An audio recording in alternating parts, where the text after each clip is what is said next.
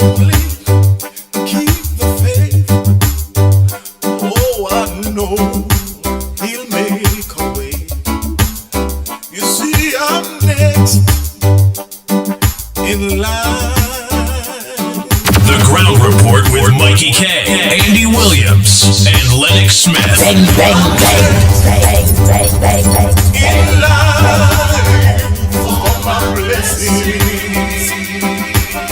Tell somebody I'm next in line. I know.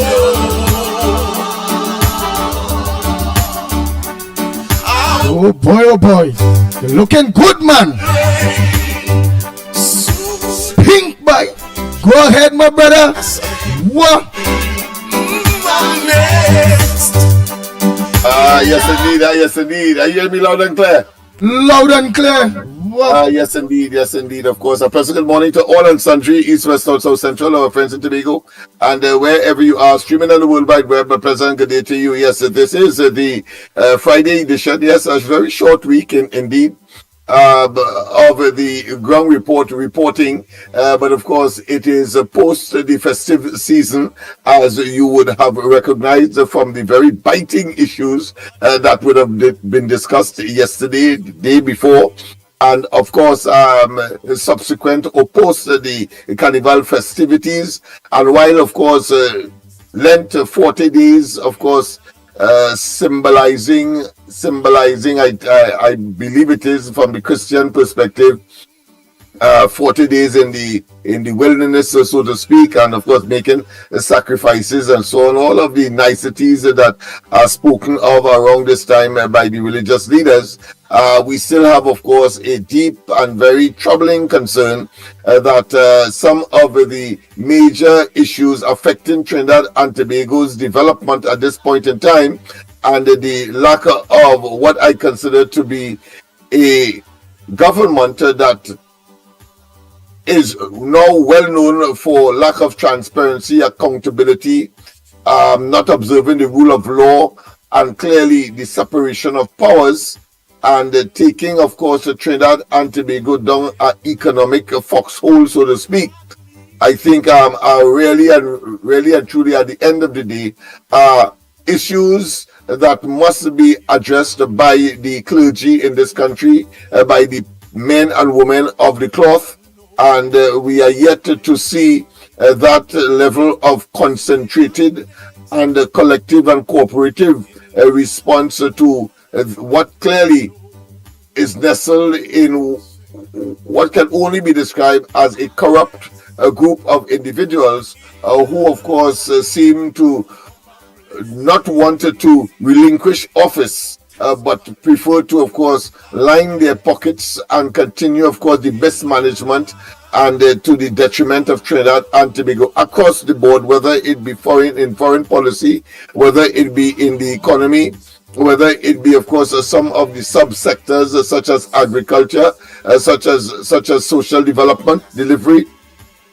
and the threat thereto, such as, of course, culture, such as youth development, such as, of course, the office of the Prime Minister and the office of the Attorney General.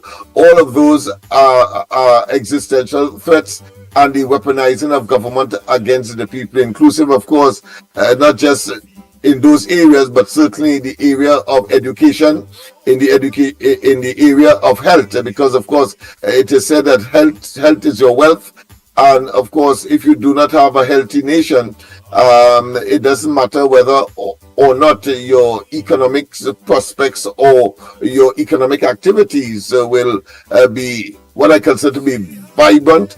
And in particular, of course, and I left it for last deliberately, the whole question of crime and criminality, and the potential for the premature exit from this life, from this earth, by, of course, marauding opportunistic elements that clearly the administration has failed to curb, as reflected, of course, in the record-breaking three more murders than any other time, and and in any other administration than in recent times. Let me be more specific. The Rowley and subsequent, of course, who would inherit that stigma, I should say. Apart from Rowley, of course, we have Stuart Young, the Chinese man, who, of course, will be foist upon us and cannot escape. And, of course, as fate will have it, he happened to have been a former Minister of National Security that presided over this very troubling and unacceptable level of crime and criminality that has become a hallmark of the Rowley, first and foremost, led administration. Of course, under a PNM banner, so to speak, but a banner that clearly is nestled in the practical and current experience of what? Yes, of being a criminal enterprise. That being as it may, of course, it is Friday. Some of the issues that we may not have touched, we would normally try to touch this morning. Andy will be joining us in a while, but in the meantime, of course, I will try to give you some of the headlines that are making the news. Of course, we did, in fact, and I will want to read a portion of it because I see that clearly Imbert would have expected the leaks that he got yesterday with respect, of course, to saying that no money is missing, but yet still it's missing. No money is missing. The 2-point-something billion eventually after reconciliation of the 3-point-something that was supposed initially to have been missed, but they could only account for just a small portion of which, and the mysterious or the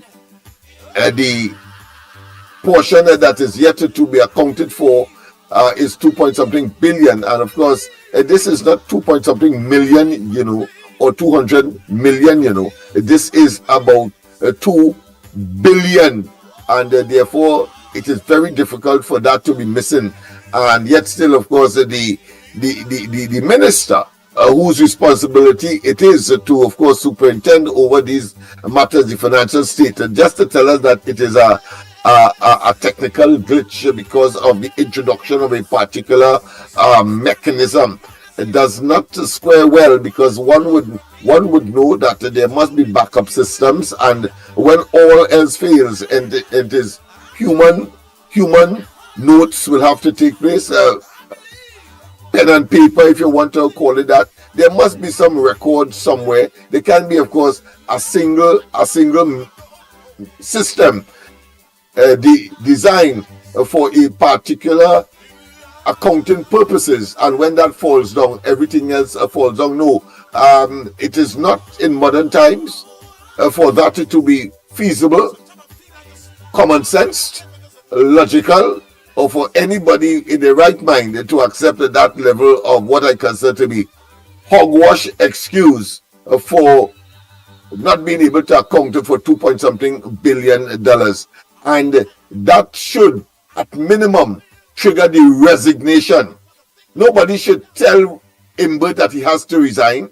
Nobody should be in a position to say fire or to fire him, even though, of course, the only reason why that has not yet been happening, because we have a mafia syndicate managing the affairs of the country, purporting to be government and cabinet under, as I have said and will repeat, a criminal enterprise called the PNM. And I cannot, of course, not ever or overemphasize the presence of Balize House in the form that it is now, to, of course, certify and to manifest and to confirm that reality that is Trinidad and Tobago today. Yes, indeed. So, in spite of the length and in spite of the criticism of our ecclesiastic class in this country, we have a duty as mundane people, some of whom, of course, may be hybrid, meaning that we may have, of course, a propensity for religious matters, and at the same time be carnal, if you want to call it that. But what we know for sure is that our position as far as the moral, ethical, and integrity aspects of human interaction, particularly where public funds are concerned and public life is concerned. We are solid as a rock and constant as the northern star, because if that only breaks down or is allowed to break down in the way that it is exponentially being, of course, eroded, then it means, therefore, we are heading inexorably to a failed state, and that we must not and cannot countenance. Let me just read that particular article again, following up from yesterday. Imbert rejects calls for probe into his conduct in Auditor General's dispute.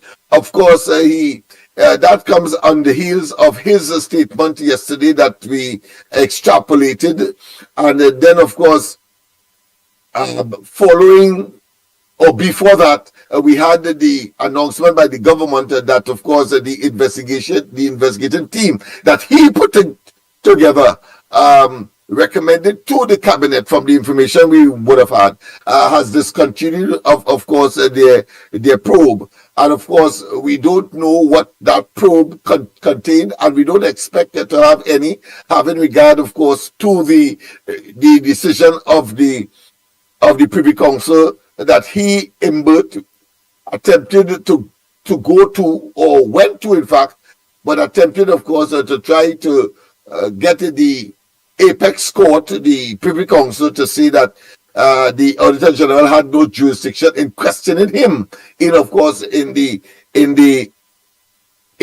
setting up of such a probe into an independent office. And of course, what the Privy Council said in non-certain terms, you're fast and out of place to want to, of course, investigate or set up a committee to investigate the Auditor General, who has an independent office. And of course, they went on to confirm that the Auditor General also had a right to, via judicial review, to question how Imbert arrived at not only investigating her as the holder of an independent office under the Constitution, but of course the Privy Council, by way of their obiter dicta, not the ratio decidendi, we of course extrapolated, or we explained the difference already, but let me just, for those who may not be familiar, that the obiter dicta is really an observation that would have been made but put into the decision of on a substantive matter by the adjudicating entity, whether it be, of course, our courts here in Trinidad, whether the High Court, the Appeal Court, or indeed that of the Privy Council. So the obiter dicta will be, of course, observations that they would have made relating to, but very what I consider to be cursorily, not specific to the as part and parcel of the ratio decidendi, which is, of course, the substantive matter that would have been brought and on which they had to confine themselves in terms of a decision. And therefore, of course, they rejected Imbert's appeal and have given way to the Auditor General to, of course, pursue her actions in the local courts. That being as it may, let me just get a copy of the information. I have not had the opportunity to read, but once again, the headline is Imbert rejects calls for probe into his conduct in Auditor General dispute. Let me just get that article, and then, of course, we could pursue in terms of, yes, so I have it before me now. Imbert rejects calls for probe into his conduct in Auditor General's dispute. And it continues, Minister of Finance, Imbert, has rubbished calls by opposition leader Kamla Persad-Bissessar. Notice, of course, and I did talk about it last night, that he is focusing on Kamla Persad-Bissessar. And of course, making the argument yesterday that there is no missing money.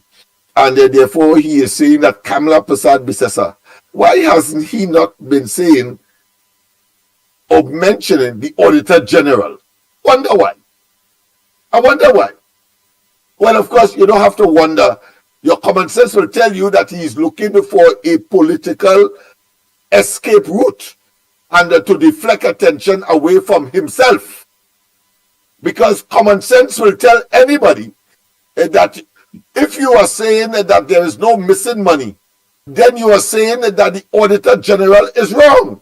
That the Auditor General had no basis for saying what she said, and he, Imbert, had no basis for going into the Parliament of all places and making excuses as to why the money was missing, and then, of course, attempting to investigate the Auditor General for making the statement consequential of her own investigations of the documents that would have been placed before her, that monies were missing to the tune of billions of dollars, not one, and more than 2 billion at this stage. So let us get it clear that the intent of Imbert is trying to get a political way or an escape route out of this disaster that he has put himself and ought to have resigned, by trying to deflect attention and now incorporating and embroiling the leader of the opposition in this matter. The leader of the opposition did what she had to do, and that is to say, to bring the matter to the attention of the public. And she has done that. If you have any denials or any questions as to the validity and the veracity of the missing money, then clearly you should be targeting your poison arrows at the Auditor General. But no, this is about attempting to try to hoodwink the population of Trinidad and Tobago once again.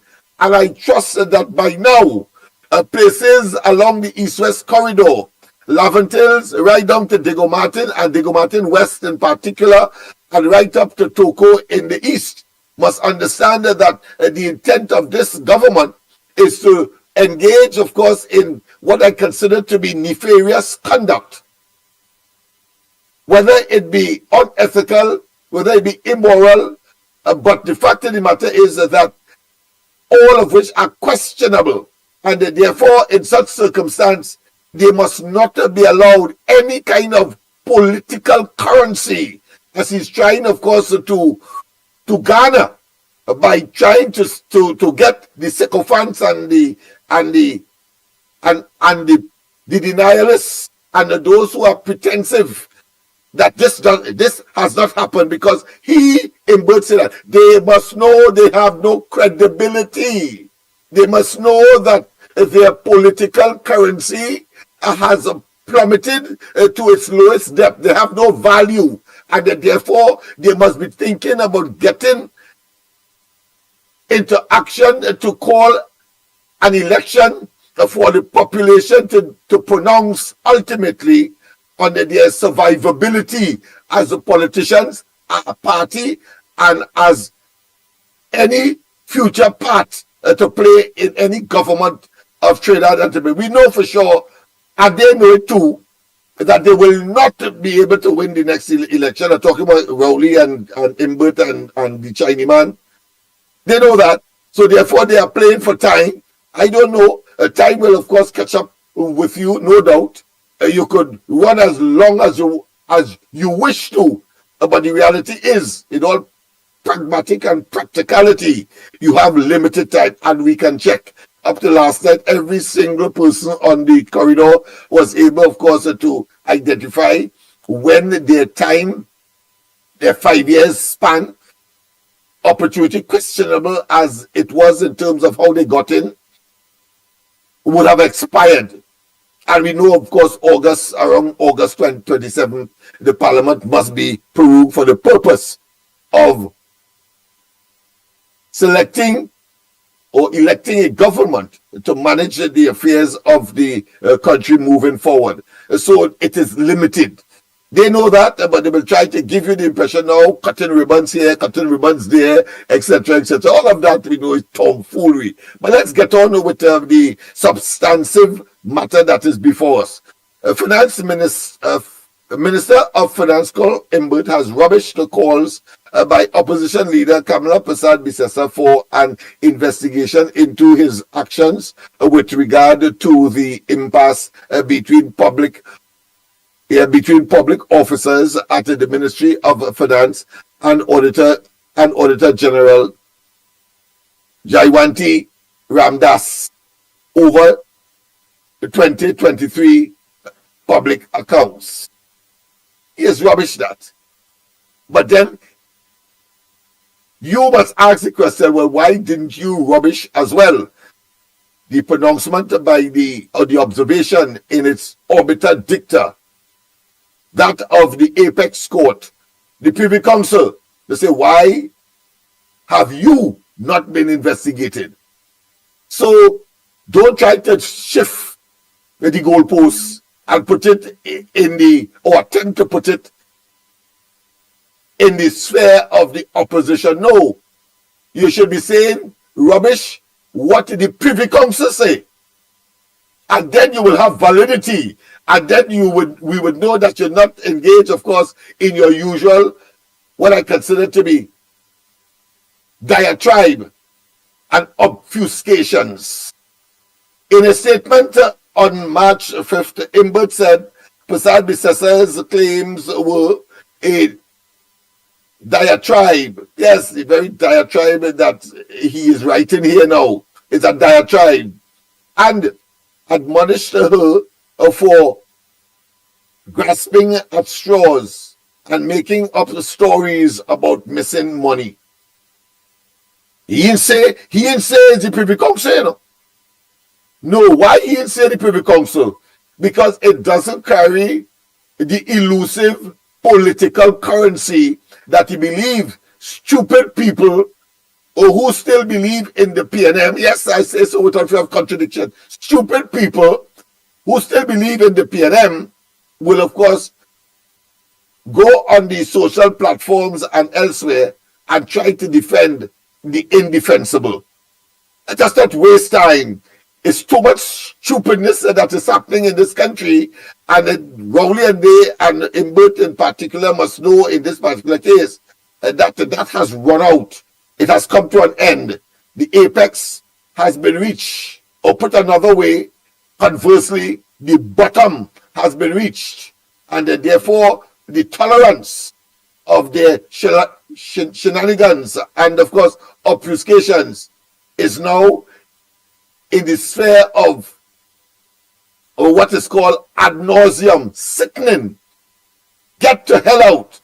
Persad-Bissessar had claimed in a statement on February 28th that the minister had attempted to intimidate Ramdas in a political attack that backfired. Obviously, he went to court.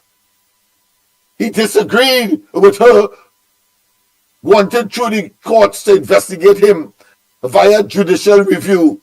He went to the Privy Council and it backfired. And now you're trying to generate another backfiring episode. Well, this too will backfire. You cannot call or involve or engage the opposition leader. We who have common sense will engage you and protect the opposition leader, because she has no place in this. You should be attacking, of course, the Privy Council since you disagree with what they have said. That is what you should be doing, Imbert, but you wouldn't do that because you know that has no credibility or does not, of course, meet what you elusively believe could be some kind of political cog in your rapidly deteriorating political options and, of course, credibility. She was referring to an independent probe commissioned by the Ministry of Finance and announced by Imbert on May 7, 2024, into the circumstances surrounding $2.6 billion understatement in the 2023 public accounts and the reporting of same to the Auditor General. Yes, indeed. She has a duty and responsibility, the opposition leader, and she has been doing her duty wonderfully, and therefore we cannot question that. And you have the audacity, the temerity, the gall, the effrontery, and the boldfacedness to come and write in the public domain, put in the public domain, that kind of hogwash, or as he stated, diatribe. Well, I say that statement is a boomerang statement, meaning that it has ricochet on Rowley, on Imbert, on the PNM, on this government, that of course they are engaged in diatribe on a daily basis in this country. The probe initially sought to investigate the Auditor General's conduct in the matter, in addition to details on the source of the error. Yes, indeed. Let's continue. Ramdas, however, filed for judicial review over terms, yes, of reference of the probe. She claimed the independence of her office insulated it from the Ministry of Finance's attempt to investigate her conduct. Her judicial review was in turn challenged by the Attorney General and the Minister of Finance. That challenge was eventually turned back by the Privy Council. I like how they put it there, because you may have a problem in saying turn back. No, the word is supposed to be there. It was rejected by the Privy Council. Let me repeat. The statement in the article says eventually that this was turned back by the Privy Council. I want to tell you that that phrase must be replaced by it was rejected by the Privy Council, clearing the way for Ramdas's judicial review to go forward in the local courts clearly.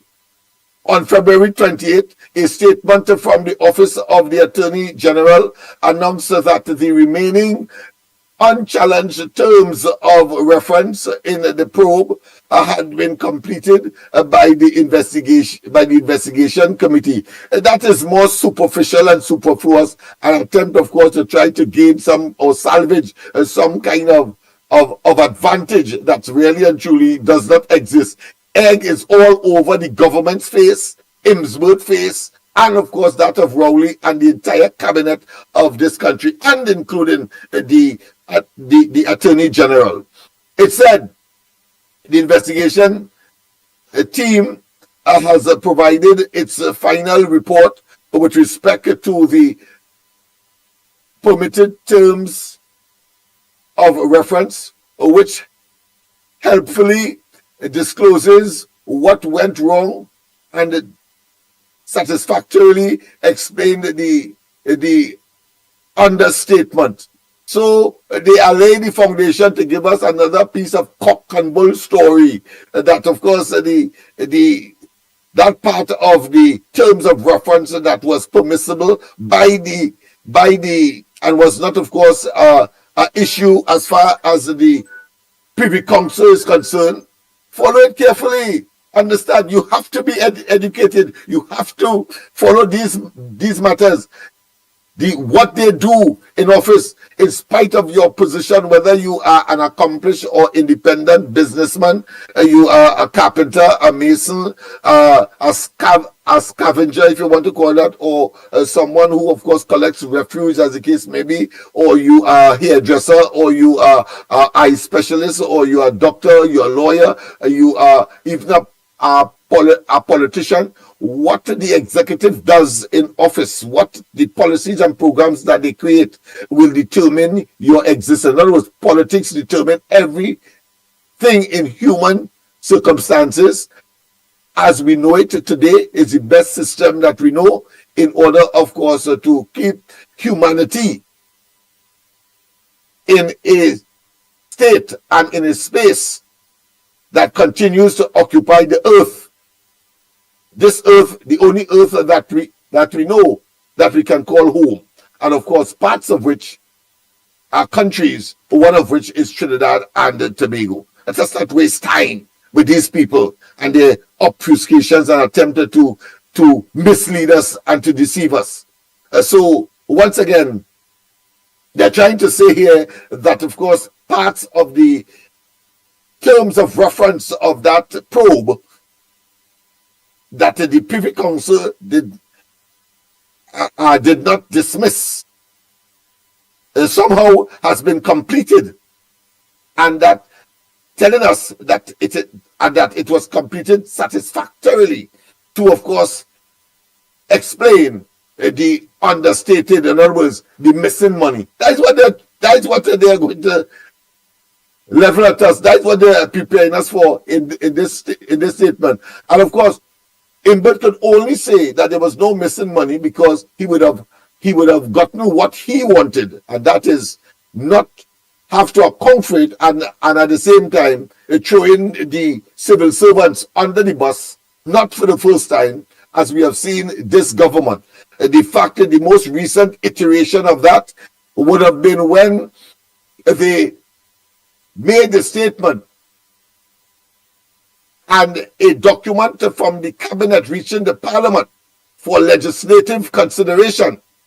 In other words, to be put into law.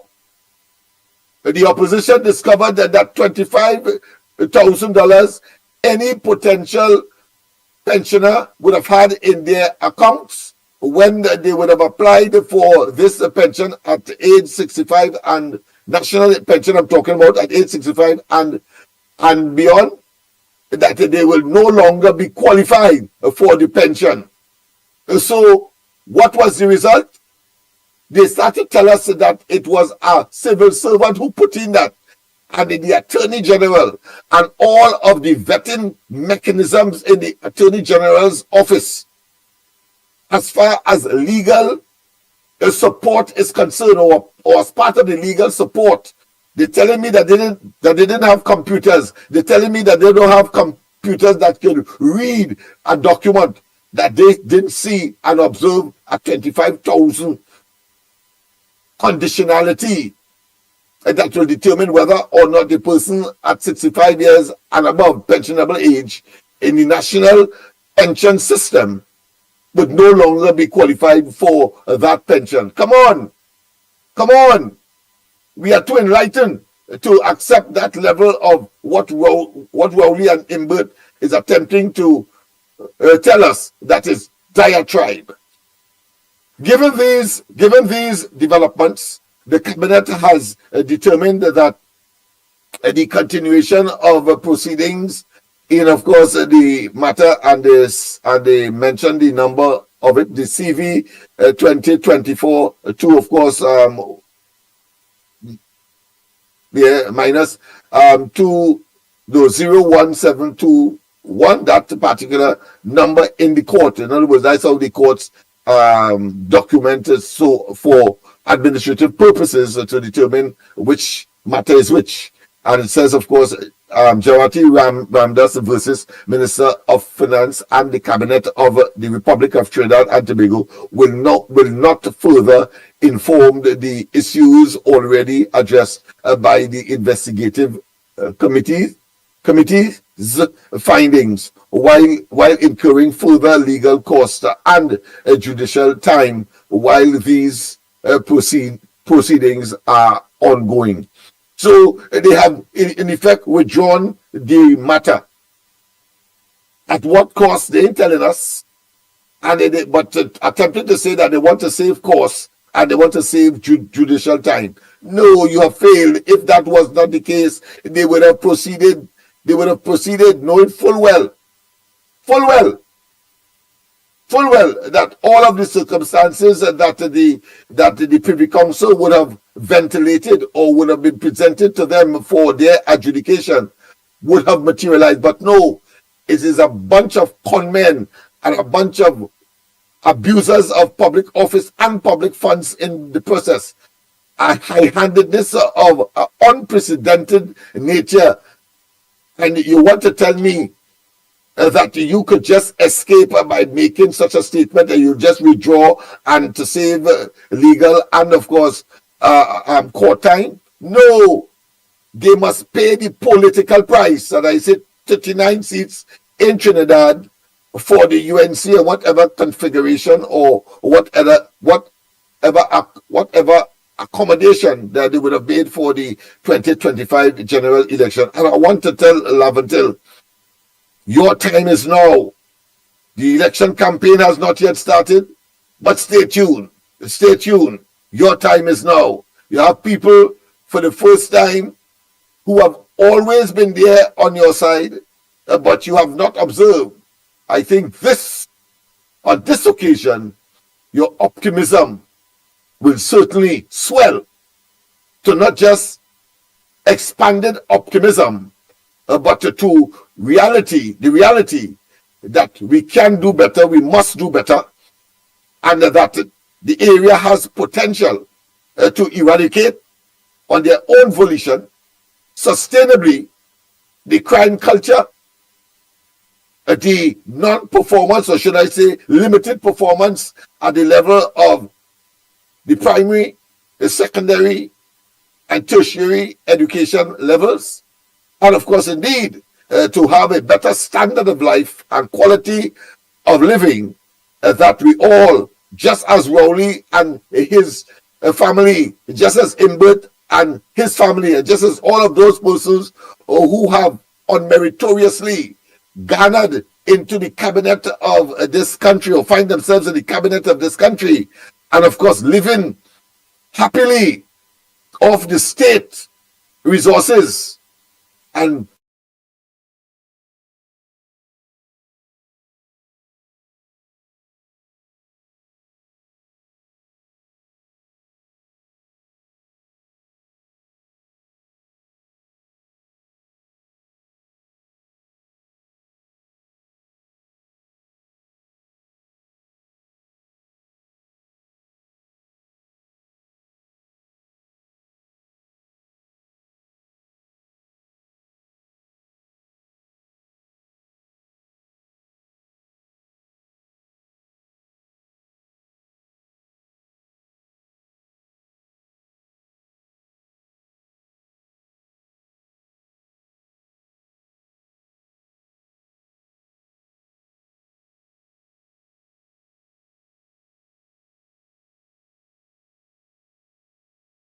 absolutely nothing wrong. And of course, the evidence is clear from the Privy Council and from common sense among us. And of course, the article continues to quote Kamala Prasad Bissesa, quote, the half-baked investigative report the government says it received was a ridiculous waste of taxpayers' money. And clearly, they have acknowledged that by withdrawing and talking about saving taxpayers' money. Rowley and that profligate group of miscreants finding themselves in government at this time, as noted by the Privy Council, Mr. Imbert himself drafted the terms of reference, handpicked the investigators, and ordered them to report to him. In circumstances where Mr. Imbert's conduct and the integrity have been called into question, this reeks of bias and a political smartmanism. I love that term. Political smartmanism.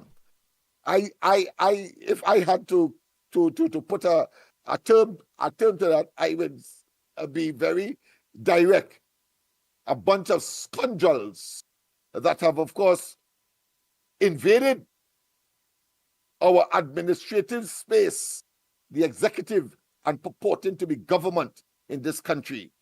It's a classic case, according to Kamala Prasad Bissesa, a classic case of playing smart with foolishness. Bunch of asinine specimen of inhumanity. That is what they are. She added, now that the probe has been dropped, the Prime Minister should investigate Imbert's conduct and demand he answer where the missing money has gone. Yes, his conduct. And what is his conduct, people?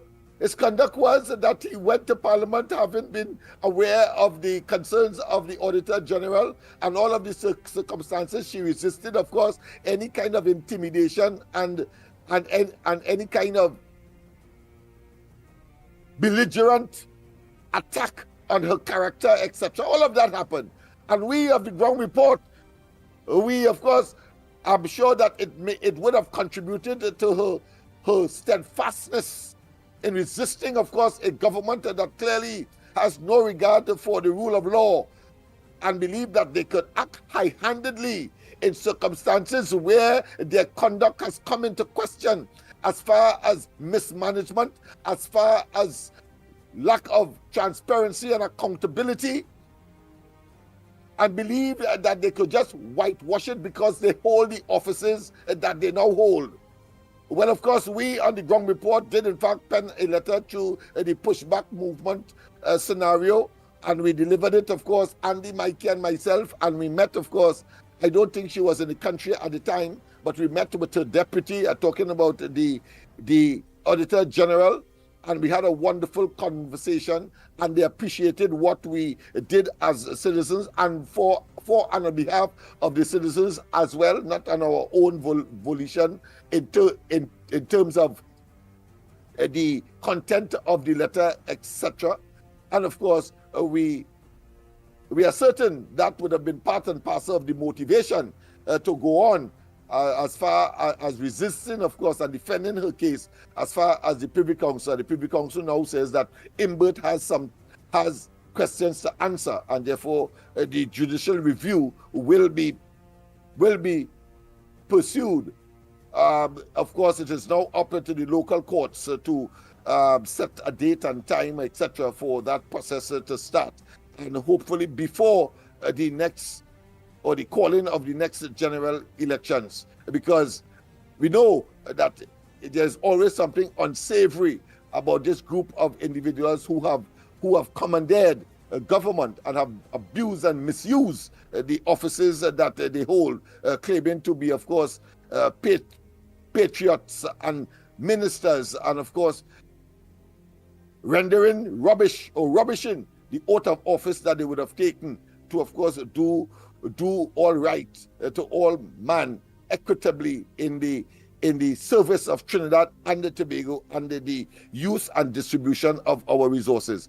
She also asks, that is to say, Kamala Prasad Bisesa, in the article, she also asks, so why did the challenge to Ramdas's judicial review reach as far as the Privy Council, which would have required legal fees? And now you're talking about you want to save fees by withdrawing the rest of whatever you had put in the court.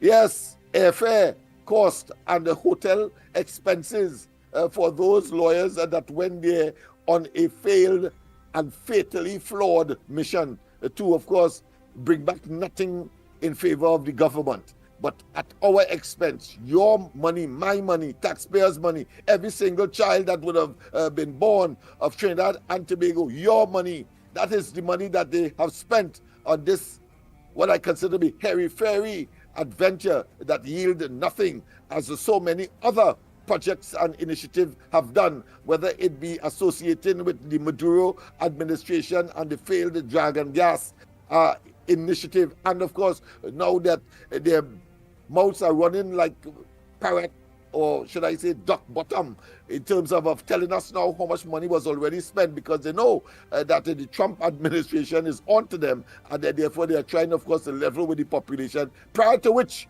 they were saying that no, it is secretive, that they signed, of course, what? Non-disclosure deals, etc. So we know just about boy, this article is long, Andy, so you can interrupt, and I think the gist of it is already well, I'm sure, understood by the population, having made, of course, some explanatory interventions so that we don't have to necessarily read the entire thing. So Andy, if you're ready, just tell me. I'm hearing some kind of indication like that. You could give me yes, man, my brother. Yes, man. The Ground Report with Mickie K, Andy Williams, and Lennox Smith. Bang, bang, bang, bang, bang. Well, I see I was reading what it is Kamala Prasad Bisesa have said. These people actually waste our time. This is a flopper because it's not their money spent. They do what they want, and but feel that you don't have to get a slap on the wrist. I also heard you say that the whole investigators, everything when it comes to the investigation, he told them to bring it to him. My God, like easy police. If the whole thing collapsed, that's the bottom line. But yet still, he said that he has the investigation sort of sanitize what he was saying. But of course, Kamala Prasad Bisesa is correct. How, if you are at the center of a particular issue, how the hell you could give the terms of reference? Terms of reference means what they have to look for. What they have to look for in this particular case, one, and then select the people to do the investigation. But you as a minister responsible for the entire thing, and you want to do that and let them report to you, and not and there, in other words, there is no objectivity, there is no independency and therefore the minimum natural justice would dictate that Imbert remove himself all entirely and let the cabinet itself do all of what he would have done.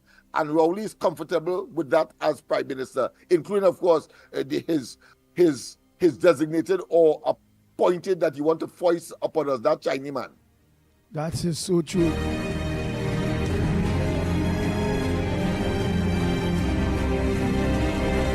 The Ground Report with Mickie K, Andy Williams, and Lennox Smith.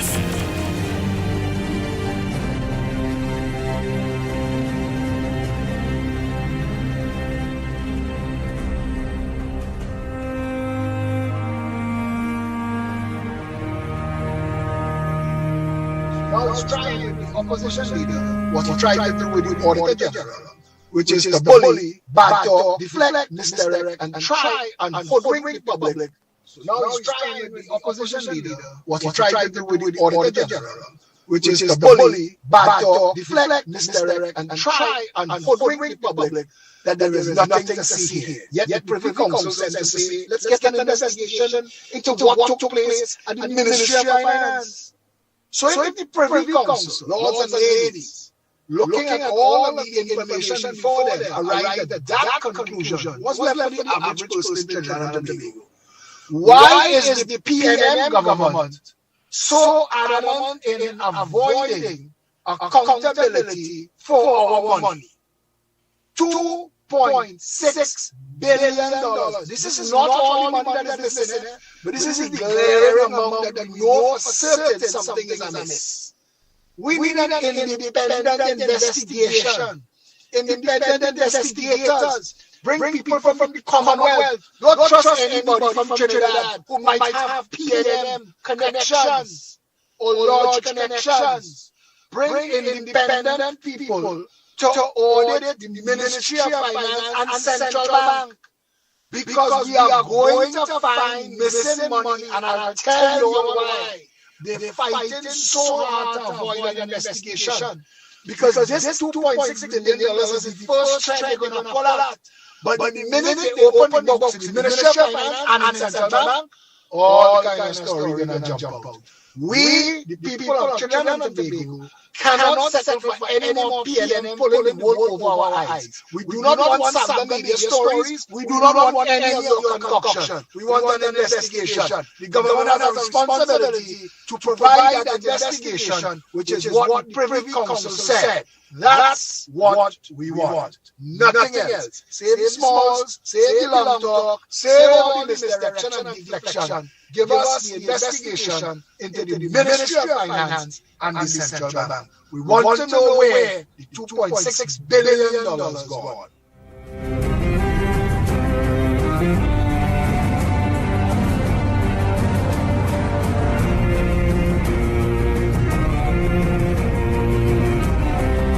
The Ground Report with Mickie K, Andy Williams, and Lennox Smith. Bang, bang, bang.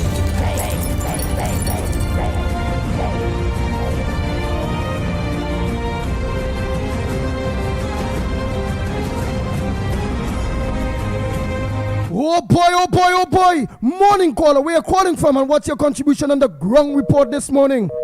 Oh boy, lost that one. Oh boy. You and Lennox Smith, you say it all.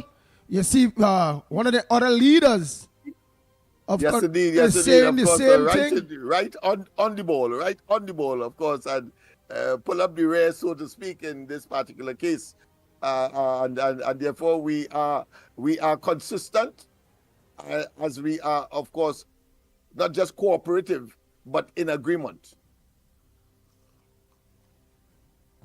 And what So should true. be happening? Nice, nice. So let me just organize and run off some. Go ahead, caller. Pleasant good morning to you. Where are you calling from and what's your contribution on the ground report this morning?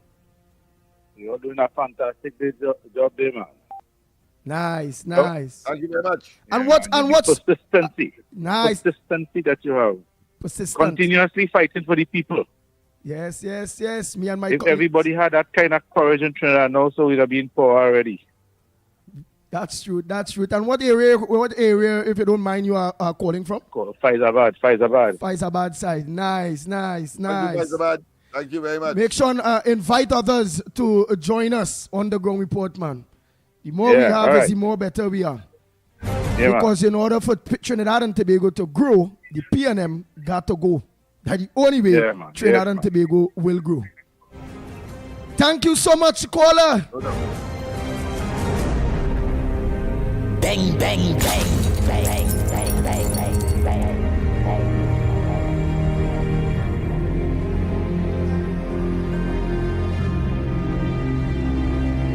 Go ahead, caller. Pleasant good morning to you. Where are you calling from and what's your contribution on the ground report this morning?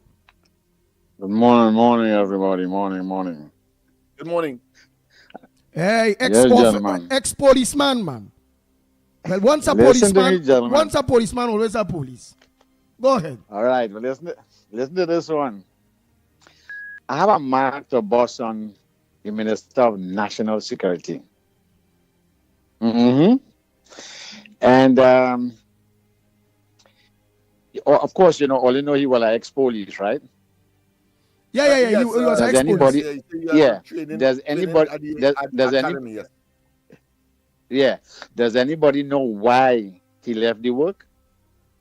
He said because he studied prosecuting, well, police to prosecutor to lawyer, I think. All right, gentlemen, let me tell you. I think he said he was getting more money selling insurance because he went into insurance. Exactly. Well, that is part of the truth in it. But do you know why he went to sell insurance? Well, that part of it, I guess we very. don't know. But I cannot see All a right, man gentlemen. leaving the police service just so to go and sell insurance. A job that Exactly. has a tremendous risk. Yes. Because what? Mr. Telesford used to sell insurance too. Well, you know Mr. Telesford, right? Telly Paul. Yeah, tell you. Yeah, he Yeah, has he's a a building insurance. just in the upper part of Port of Spain there. Right.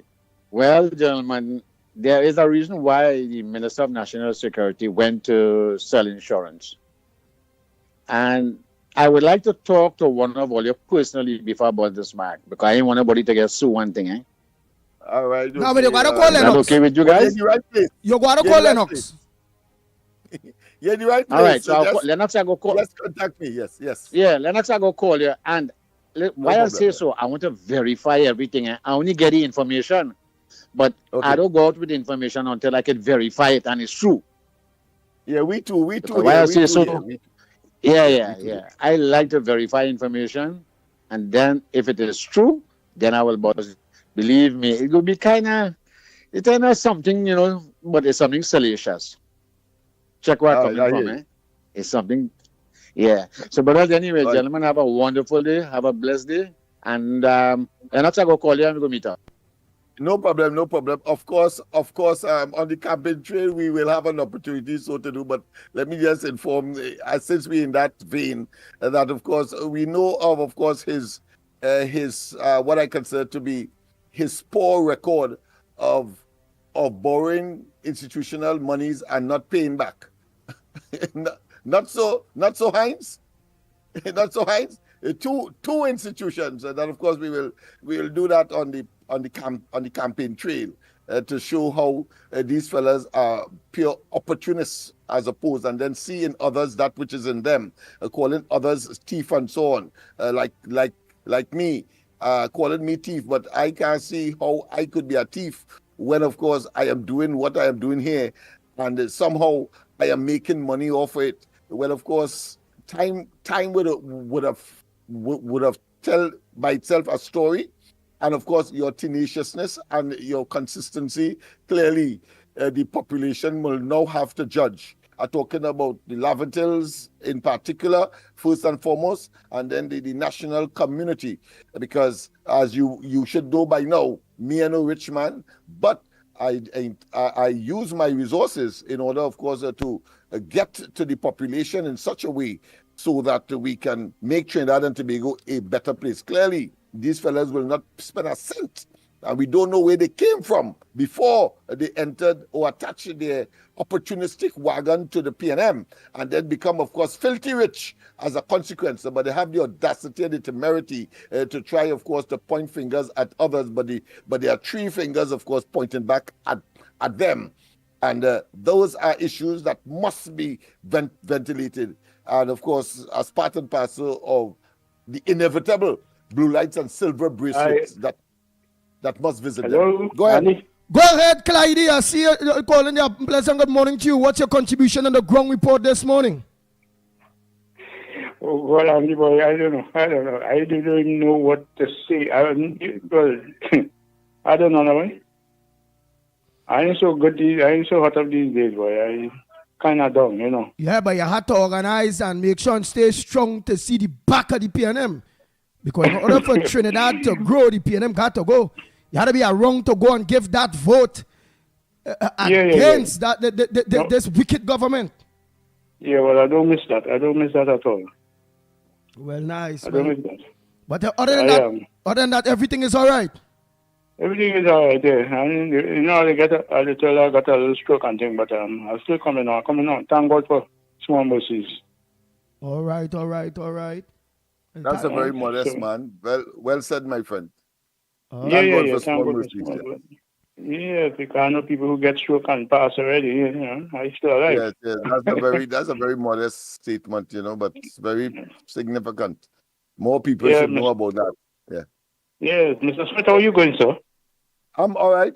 You know, in the circumstance, very optimistic and looking impatiently to the backs of these people and to begin the process of transformation and development of Trinidad and Tobago once again, picking up from the ending of the tenure of the previous administration, talking about the UNC administration under Kamala Persad-Bissessar. Right. Yes. But thank you. So I just was in to say hi and all right. Everybody to make sure you're all right, man, and we are happy that you did. How we didn't know you before was Maxi Clyde, man, from La Hoqueta. Oh God! Early in the days, you know, this man used to be around me early in the days, moving. He Maxi, and he go pick up people on the way when we go in and make like outside movements. Yes, the same Clyde here, boy. Whoa. What about what about Miss Mover? Miss who? Miss Mover, remember? Yeah, Miss Mover. You and Miss Mover. Yes. Oh God, that was it. One thing you are sure of, my friend, is that on the ground report you have a team of persons who will never forget where they came from. I know of that. Course, will remember those who would have assisted wherever we would have ended up, and therefore, of course, rest assured, where we can assist once we are in a position so to do, assistance is assured. Right. Not like these fellas and them that say one thing and then, of course, they do something diametrically opposite. And we have seen too much of that in this PNM government to not, of course, take note. Oh, yes. All right, Clyde. Well, you rest up. Take things out there that they're bringing back people and thing real good from stroke and Them Chinese, they say them Chinese are the rest of people for diabetes and stroke and all them kind of bacchanal thing, boy. Them don't get that. Yeah. I working on things, man. I working on things. Nice. All But I listen every morning. I always on the program listening. We know that, man. We know that. Oh boy, thanks so much. Okay. Better known as Maxi Clyde from La Hocketa, boy. Big red man Maxi that always used to assist us. Oh boy, oh boy, oh boy, oh boy, oh boy, oh boy. Bang, bang, bang. The Ground Report with Mickie K, Andy Williams, and Lennox Smith.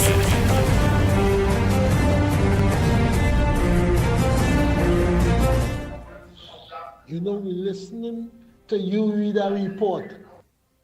Up to one time, not one time, it was ever mentioned of any missing money. You keep mentioning understatement. That is, you know, we're listening to you read a report. And up to one time, not one time, it was ever mentioned of any missing money. You keep mentioning understatement. That is a far different cry from missing. There was no money missing. That is what Imbert is trying to explain. And this Privy Council statement by one of the judges, that is because the Auditor General were making claims that Imbert wanted to bully her, and that is what the judge was referring to when she stated that Imbert should be investigated. So all I hearing, all I not listening, and all I don't understand, at least all I not trying to understand. Bunch of dunces. Lennox, do you remember in the 2010 campaign that the UNC had in their manifesto that on reaching age 60, all persons will be entitled to a pension from age 65? And what was done when they won the election? Kamala came out and said it was a misprint. Do you remember that? Lennox, Victor Roberts penned a letter to the UNC hierarchy asking for an internal audit of the accounts of the UNC. He said monies are being deducted from senators and councillors' salary, and there is no account for it. He wants to know what is the position with the building fund, where all the money is going. But then we know it is going on in the Pink Palace, and all they want to call and ask PNM to account for money. Account for the money, missing money in the UNC. That came from Victor Roberts. That didn't come from nobody outside. That at the end of the day, there is no money missing. That is the bottom line. The report will state that there will never be any money missing. So all you could grasp at straws. The bottom line is there is no money missing. How come the Auditor General never ever used the word missing? She made the statement that the understatement of the revenue, what part of that Ole cannot understand. Understatement and missing are two different words, two different meanings. I know Ole desperate, right? And that is why Imbert have an issue, because the drunken but very well know there is no money missing, but keep repeating it for dunces like Miss Santa Cruz and Miss Central and Miss Woodbrook will have something to hold on to. Bunch of idiots. Lennox is either a dumb, dotage, deceitful, or a combination of all three. That investing. Hey, we are not continue here, Lennox Smith. That man, you heard that man, boy. Wait, let me finish here. Lennox, you heard him, you know. You bring that man out the coop, boy. You're hurting that man, boy. That man can't done what you. Why you doing this? Let me continue. Lennox Smith. Yeah, man. Let me. Oh God, boy. Yes. Poor fella. But go ahead. Let try to defend the indefensible. But go ahead. Lennox is either a dumb, dotage, deceitful, or a combination of all three. That investigation was an internal investigation into the Ministry of Finance to determine what was the reason for the understatement of the money, right? That was no criminal offense. That is just an internal audit, internal investigation to find out what went wrong internally. So all here, as I say, either dumb, dotish, deceitful of a combination, right? And they are entitled, if you have an office, a business, and there is a discrepancy, you are entitled, you don't have to get no external, you are entitled to launch your investigation to find out what went wrong. Mr. Philip Alexander, Mr. Counterfeit 1%, ask Kamala Prasad Bissessa to respond to Mr. Victor Roberts on the accountability of the UNC and their funds. Ask her to do that, and then you could come and talk about accountability. Lennox, at the end of the day, remember, you are a convicted fraudster. That is on your file in police headquarters. You are a convicted fraudster as compared to Mr. Hines. If you want to make allegations, I am certain he was never convicted of any corruption-related matter. Bang, bang, bang. The Ground Report with Mickie K, Andy Williams, and Lennox Smith. Go ahead, Lennox Smith.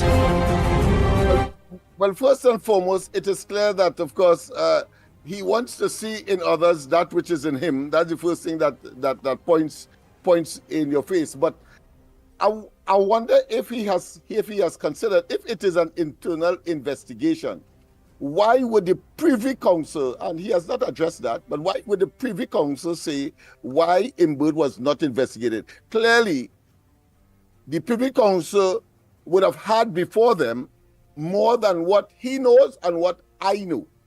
Let me repeat. The fact that the Privy Council, and you could now go and attack the Privy Council now and say tell the Privy Council that it was an internal investigation. You're total buffoon. But why did the Privy Council, in its Auditor Dicta, I'm being specific here now because little knowledge is dangerous, and fellas like that continues, of course, to pretend to be what they are not, and have the audacity to call other people, of course, stupid. And that is only because they have a psychological inferiority complex. A person who is bright, there is no need for you, if you are in a debate or a discussion, to call a next person a dunce, etc., etc. But in this particular case, because he has done that, I will tell him that he is a blasted dunce and does not understand an iota of what he is speaking. Once again, go into your device and respond to me why it is that if it was an internal investigation about internal matters, why did the Privy Council in its Auditor Dicta, I'm being very specific here because fellas like these who don't know but pretend that they know and they then try to, of course, influence others out there, is extremely dangerous. So in their Auditor Dicta, go and find out the blasted meaning of that as well. Said that why was not Imbert investigated? So your common sense will, of course, lead you to the irrefutable conclusion that they would have had, no matter what we say or anybody else say, they would have had information to make that conclusion. So that's the first. Address that. The second thing is that, you're saying that there's a difference between what understatement and money missing. You have to be a backside and a half to not understand that in the circumstances that was before us, the term could be interchangeably used. You know what interchangeably means? It means that it doesn't matter which one. You could say missing, you could say understated. The fact of the matter is that 3 billion in the first instance, and in spite of the rectification, in spite of the reconciliation, 2-point-something billion ended up missing still. And to say it's an understatement or to say it is missing, they are interchangeably. You can use any one of them. It's just a matter of semantics. So for the convenience of Imbert, he would say understatement. And of course, that has a certain, what I consider to be connotations in terms of what you would perceive. In other words, it is smack in, of course, the narrative that it is not missing. Well, whether it is an understatement or whether it is an overstatement or whether it is missing money, then $3 billion cannot disappear just so. And I know what he's going to say. He's going to say that Imbert said, because all what he's talking there is what Imbert's saying, trying to defend the indefensible and the fact that he should be voluntarily resigning over that matter. But the fact of the matter is that he blamed some computer glitch. There must be backup. There must be backup. You cannot miss $3 billion just so. You cannot understate $3 billion just so. Dunderhead. Understand that. And therefore, that is the direction if you are really patriotic and if you're really concerned about your party. And with respect to the party now, and of course, money. It was Rowley who said that when he got the party as head of that party, PNM, it was in the dark, it was in the red, in of course accounting terms. It was in the red. It was owing, in other words, over $5 billion. I didn't say that. Sorry, $5 million, not billion, $1 million. Sorry about that. It's he who said it, not me. And 11 years after and before that, you have, of course, a situation where you are constructing something for over $100 million. And because you have not, of course, developed any visible means whereby it could be done, because you told us that, of course, you raffle some cars. Well, if you raffle them cars and that make over $100 million, one has to conclude, and of course, in attempting, of course, to rubbish that hogwash or that nonsense, you have to ask the question, as I have, what happened? They suspend the operation of the National Lottery Board for about 3 or 4 months or 5 months or a year to make that kind of money. You make that alone on raffle? Oh, come on. And then there is further evidence. I'm finished yet. Here it is. Rowley told us that, listen, it was about the raffle. It was about, of course, ministers and other party members putting up their monies and so on to make that 100 million and counting amount. But the party was in government under Eric William and so on for 30 odd years before. How come they end up with 5 million in the red? And you just come in less than 10 years and make over $100 million in, of course, voluntary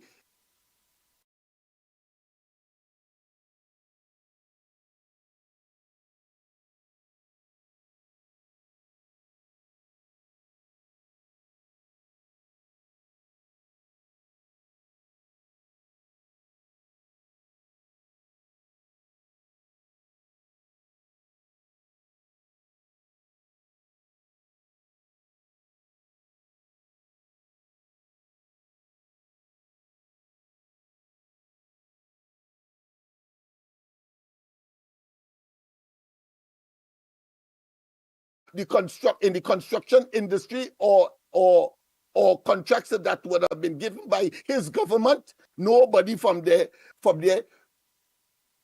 worked on Balize House.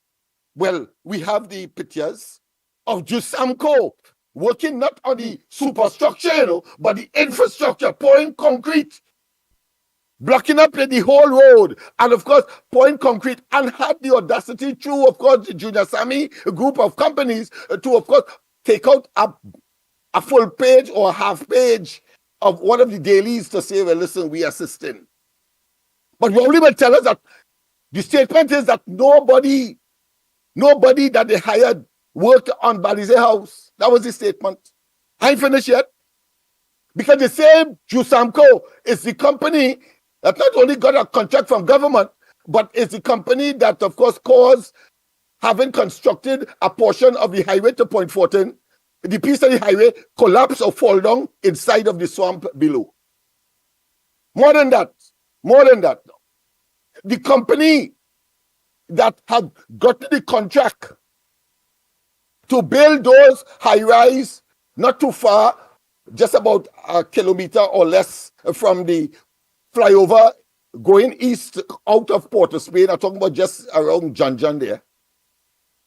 That same company was the one that was with office apparatus and all of that, put up and set up their office on Balize grounds, commandeering, utilizing.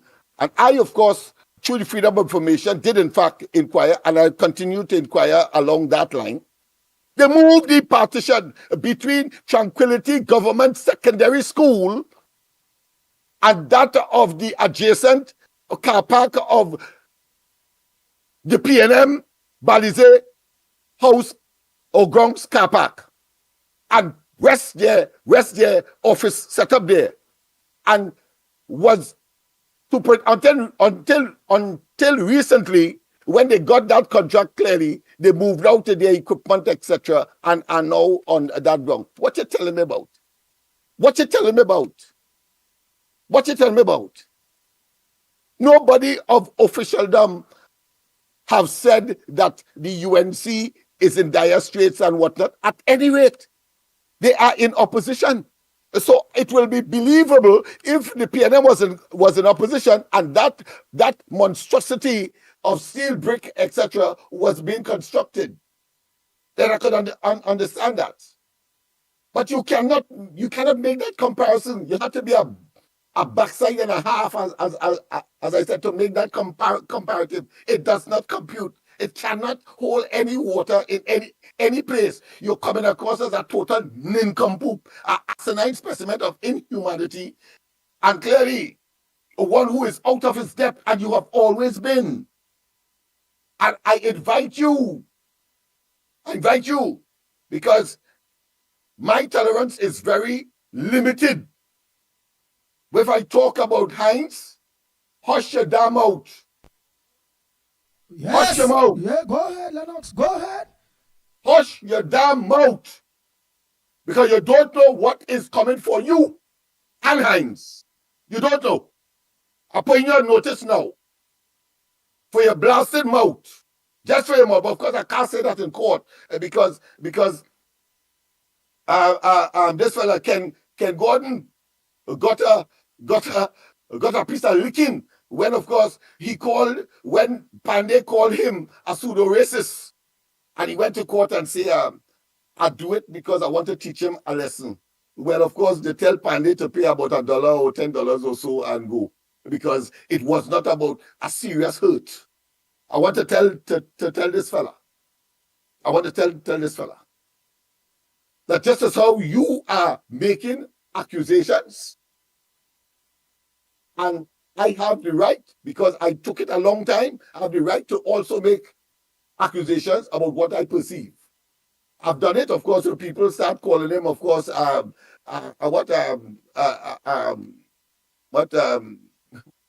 thief of a particular type of kitchen utensil, put it that way. But the fact of the matter is that I am not engaged there. Let's deal with the substantive matter. The fact is that we have a country to save. And these nincompoops and of course ignoramus cannot be any influencer. And I want to tell those persons who is attempting because of friendship, you are going to listen to this buffoon and believe that somehow he is credible because he's a long-standing PNM man. I heard him say to me, and that's the only time I was offended, when he said that I am making statements that is inimical to the interests of Laventille people, and somehow inciting that they must do something about it. And I know what he is referring to. I am from Laventille as well. He claims to also be. But the fact of the matter is that when I asked him whether or not he was satisfied with the presence of desperados on Nelson Street, having regard to what the Prime Minister in cutting the ribbon for that facility, a beautiful facility, not security, what I consider to be proof, but all right, and I say security proof because of where it is located. But I also saw and see right now the construction of the headquarters for the headquarters of the Ministry of Social Development on Chagrit Road, the place where Despas had occupied and of course was besieged or was moved to Nelson Street. And when I asked this same fella whether or not that is the better location to put Despas, he said yes. He said yes. But you have the audacity to talk to me. And I want to conclude by saying this, people.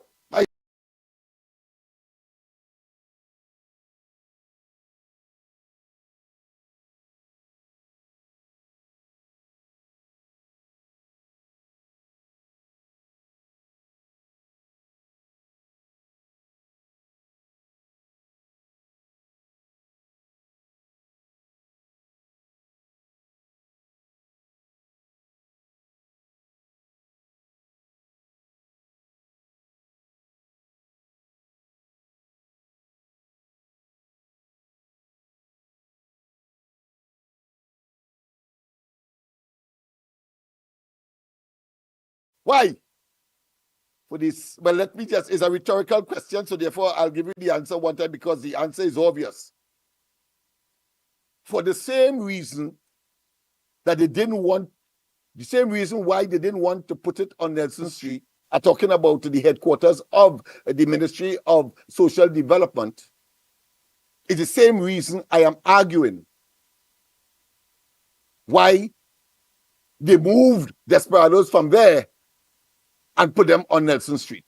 In spite of the rhetoric of the government to say that when the tourist comes, they will of course go around the savannah and watch at Dr. Rowley's, of course, vanity projects, Mayflower, renovation of QRC, etc., and of course the Whitehall, and of course the President's House, and then go down Charlotte Street, and then go across, of course, Piccadilly Street, and then go down Nelson Street, and of course tourists will come there to see them play.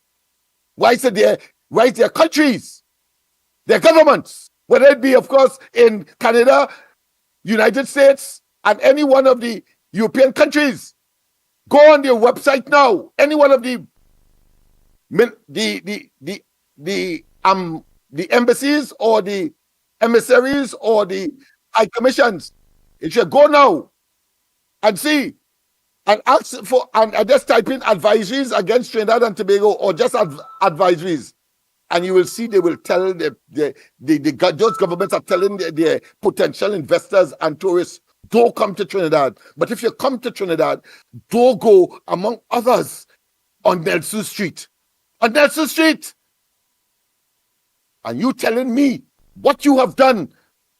You know what I have done in order to address that problem? An ordinary person from Laventille concerned about the opportunities that would have been lost, because when they don't come and invest, it means therefore you have less employment opportunities, and that therefore people like in Laventille and so on will not get work or make it harder for them to get work because there is no expansion and no investment that is coming. That's a different story, but I want to make the point. And that is why I invited, and there is record. I have the record there. There's no thing about it. Watch the corridor transformation tonight, and you will see that the Indian High Commissioner, you will see that the British High Commissioner, and you would see that overtures were made for the American ambassadors, past ones, of course, would have walked on Nelson Street, walked on George Street, etc., on my invitation, with the appropriate security. I want to thank, of course, the police for providing the necessary security, because they wouldn't come here just so. And one of the reasons for that is that to make them understand that, of course, these places are not as bad as, of course, the newspapers and others will make it out to be. And so we could get at least a lease on life, an opportunity for these young people in particular who are walking all over the place with guns and engaged in crime and gang warfare, to make these ambassadors understand. Send a little much more salubrious report to your home country now. And don't mention, of course, Nelson Street and so on and so on. But it has not happened, because of the lack of cooperation and understanding by the administration, by the party that have occupied office, one, the longest in this country in terms of government, and secondly, permanent, almost in perpetuity so far, been, of course, the political dominant factor in these communities, Laventille notwithstanding. They tell him about, what have you done, my friend? What have you done? Whether advertently or inadvertently, whether, of course, you're conscious or not, and you are living in the community. Yeah, I know where you're living and all of that, and there are one or two other pieces of information that I will get soon. You don't know where I'll get it from. I'll get it soon. Hogwash, you're talking. You don't know. You're living in the place that you don't know. Not that you don't know, you know. I don't believe that. I believe you're wicked and you're dangerous. And this must now stop as we move forward. Because Laventille has a lease on life. When if and when I get into, of course, the arrangement with the UNC, you will see a section of the UNC manifesto dealing with only Laventille. And I will not be talking about what I go do. I will be talking about what was done, in spite of the factor that we did not get the support and would be the victim of the PNM, because the PNM does not have, like him, the capacity, the human capacity to create initiative to ameliorate the conditions of this place. And therefore, you have no local standard as far as I'm concerned. You are buffoon and a nincompoop. And those kinds of what I consider to be recriminations will not deter me. But I will tell you, at the end of the day, you have to go home and sleep. And you have to talk to your God, if you have one. And your conscience will now be your guide. And don't get me vexed before I start with the amount of things that bringing these ambassadors here is just one piece of it. Talk to, of course, just across the street from here, we have Dada Gabriel. He was sent by me through the initiative, and they coming inside of here by the Indian High Commissioner for a free at the government of India's behest and cost to India for over 6 months to study entrepreneurship. Why?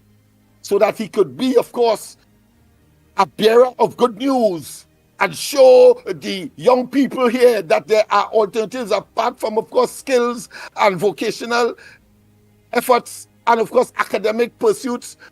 There are things that you could fall back on and be creative, because you are talking about being part of the main thoroughfare of Trinidad and Tobago. You're talking about the main administrative and political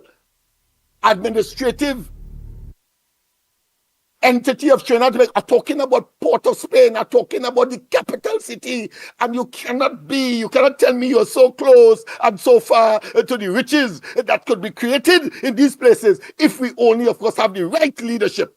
Not asses like these. Sorry about that, man, but You know, you get annoyed when you know that they are nincompoops and have no value whatsoever, but keep bumping the gums as if, of course, they have any credibility or credence, or if they believe that they're saying something only, of course, to foment animosity for the wrong reasons. Let's get straight here. And as we go down to these elections, that is the message we'll be going to the Lavent Hills.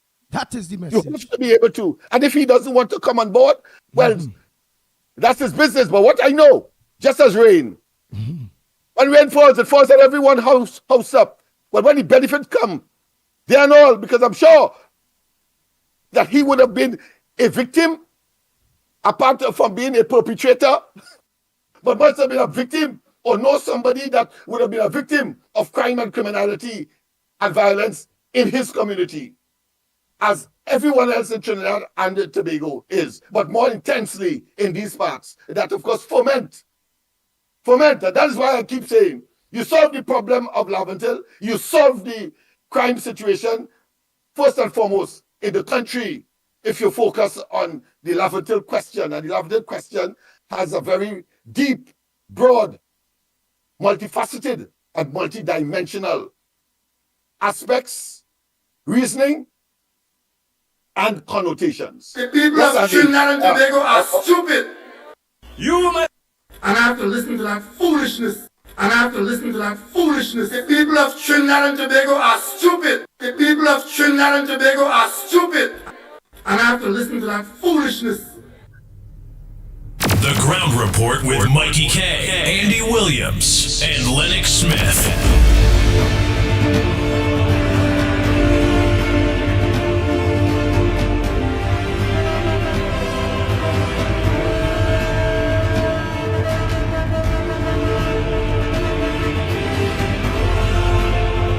I don't have to add at all.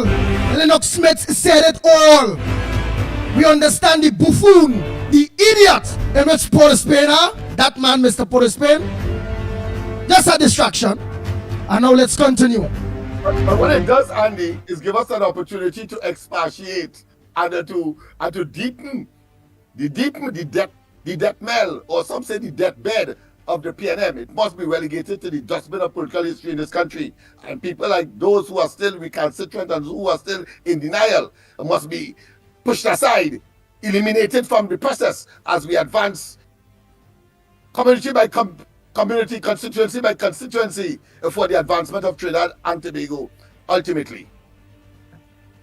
Good morning, caller. Where are you calling from? And what's your contribution on the Ground Report this morning? Morning. First of all, I just want to say as an aside, right? I am a political activist in a form since I was knee-height, about 8 or 9 years old. I listened to people like Dr. Rosanat Capello, Simonat Capello, Ashford Sinanan, Taj Hussein, QC. These kind of orators I listen to. And you see this bunch of jokers we have here now, them fellas can't step in those fellas' shoes at all. That is the first point. The second point, as an aside, I found an article going through my archives with Dr. Lennox Smith. The Trinidad Guardian, Monday, 25th of April 2005. You will be interested to have it. So I don't know how I could get it to him. Yes. You can send it. Yeah, but what it said, Take a picture and WhatsApp it to me. Right, WhatsApp it to me. Okay. At the same number you will call that, and I will send it to Lennox Smith. Right, but go ahead. What the article is saying, because it mustn't come from us, it must come from you, because you got it. Find it. Go ahead. The activist blames the banking policy for high crime rate. Escalating crime in TNT by Lavent Hill community activist Lennox Smith. Smith in a release yesterday said the banking community marginalized genuine community-based organization which try to acquire funds. So I have it here, you could read it in full. Yeah, I remember that. I remember that. That was when I was attached to the Council of Elders. This man is supposed to be a kind of, should I say, a quasi-member, because of course it came because of a group of desperados, elders. You know, desperados have their own elders, but then we formed what is called the elders of Labantil. And when we went for support, they refused. And that is why I made that statement. I remember that very distinctly. Right. Nice. Well, you go Senator, man, but besides all of that, what's your contribution on the ground report? The contribution is you realize everything is falling apart in the country, right? Everything is falling apart. Beside the economy, the road, the infrastructure, water supply, fire brigade unit, if a fire break out, don't even call, because the government back itself in a corner and cannot even pay attention right now. They're so poor. They squandered all the money. They never put a cent in the HSF and they take all, right? Simple thing like bullying in school, they can't solve. I could solve that in 6 weeks. But anyway, they're on their way out. So let me hope for the best. Thank you very much, caller. Let's continue Trinidad and Tobago. To all the genuine people out there, all the people that understand, in order for Trinidad and Tobago to grow, the PNM got to go. Bang, bang, bang, bang, bang, bang. The people of Trinidad and Tobago are stupid, and I have to listen to that foolishness.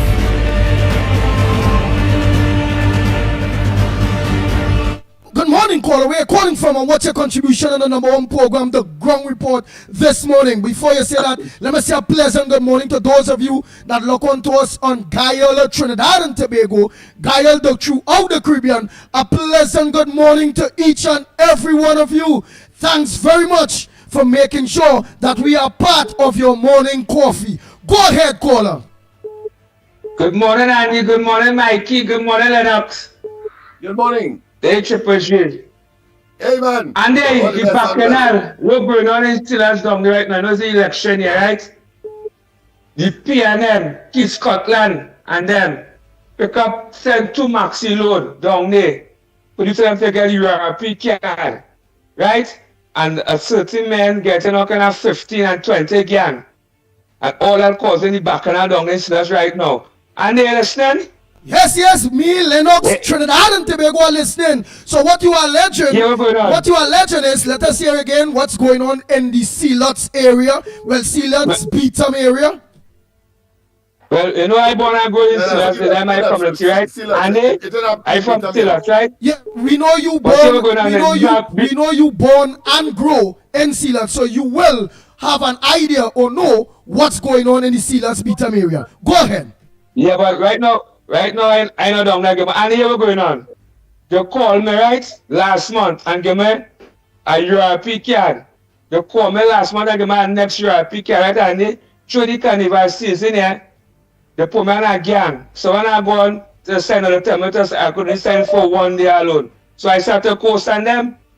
I let them know when this money is so small, or they don't stop my money already 2 years and something to get the disability money. While I live, you know, I try and help my wife and my 2 children. So when I go on, they tell me I can sign for 1 day alone in the fortnight. So I started to co-sign them.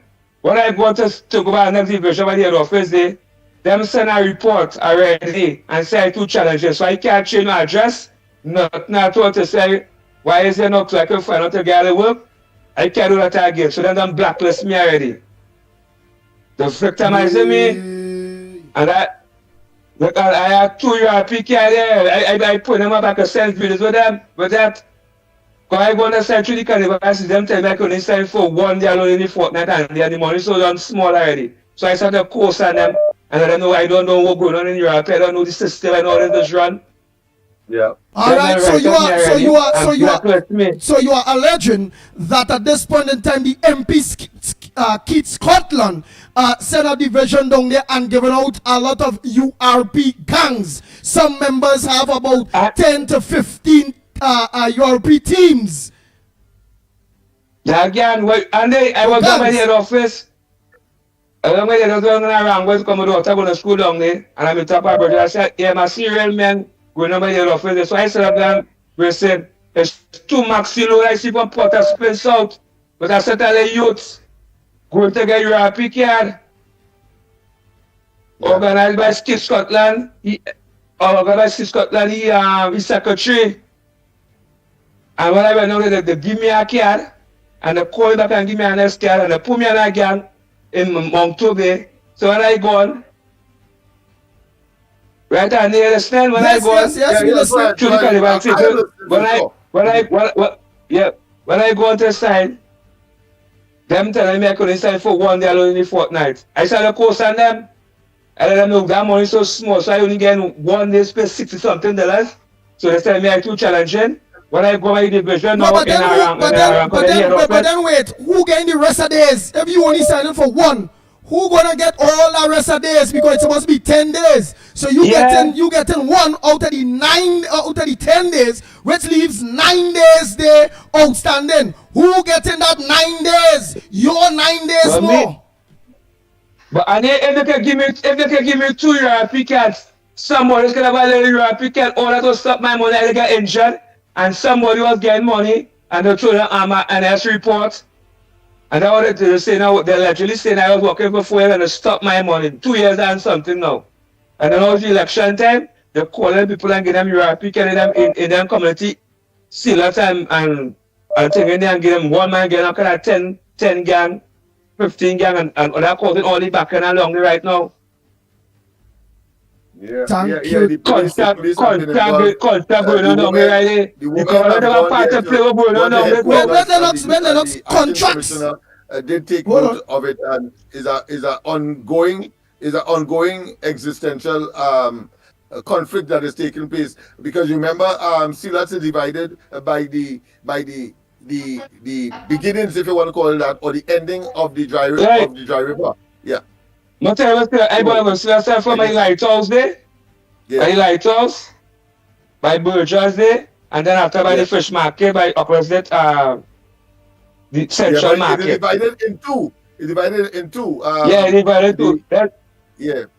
That's a river part block right there. So young brother from over my side over there, where you have good California. But that caused all the contract was election time and the children had bugs drain and all kind of contract to build community center and all them kind of thing. And one man actually getting majority of the contract, and the next side watching that, and all that causing the back end of the election time coming. And the full of max pilots. And saying I said that youth man to get European card and all kind of thing in there. I have put it with them and I take put it with them. They would actually play in this first crowd on the election time coming. This evil wicked PNN government. I'm not part of the play going to still down there. I love to understand. I hear you, my friend. Copy the cards and send it to us WhatsApp.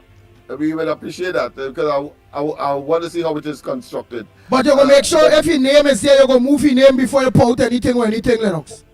Yeah. No, I ain't putting it out. I just want to see it to have because I'm sure that others will be coming to us, and we need to verify that it is genuine, because in this time you have to be out of an abundance of caution and be careful with who you interact with and what information that you either assimilate for dissemination. All right?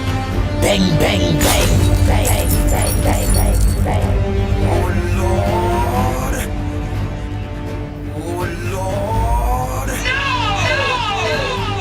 People of Trinidad and Tobago are stupid, and I have to listen to that foolishness. Oh boy, oh boy, oh boy, oh boy, oh boy. Go ahead, caller. Pleasant good morning to you. Where you're calling from, and welcome to the Ground Report. Pleasant good morning to you, Lennox and Mickie. Lennox, I know you was emotional this morning, and I know when the opposition leader, when the UNC come in, the light shine on you, Lennox. Don't be bothered and worried. You will get there, because I know you is a man. You will help the people of this country, because you will like to see a better people in this country. You understand? So you there, and the light will shine, and you will help them. You will help them, so we could think on that. You know what I want to find out now? Calling on the nursing thing there, the people in charge of the nursing. You understand? Why is it the young people and them work hard. They work their hard out to do the exam, and now all they talking about the results can't thing out now. Why? All you want to keep it back to what? To change it up. We need to know what our family, our children, our grandchildren did in it. All the thing come out. The result is here, and all this we can't give it out yet. Why? They need nurses all over in this country. Things bad in the hospital. Now the young people and them have a chance to get their things in. All this talking of such a nonsense. When the results will come out, we want to know. We want to know the results. You understand what the children make, what the young people, how much the thing they make. Is a set of damn corruption in this country all the time. All they talking about, all they can't give it out yet. Why all they can't give it out yet? They bust their brains and their brains to go to set the exam. Now all that finished. All they coming with all the mud story again. Come on, you get real in this country. That's why nothing can go good in this damn country. Where the hell are you think it is? We want to know what our family and others do. Don't change up nothing there. The country down in a state already. All they take the ones and all they say, we fight the one for the people not all you take nurses, but only taking what only supposed to take. We don't want that. We want the results. You understand? Don't keep it back. Only keep it back every damn thing in this country. Don't keep it out. Bring it. We want to know.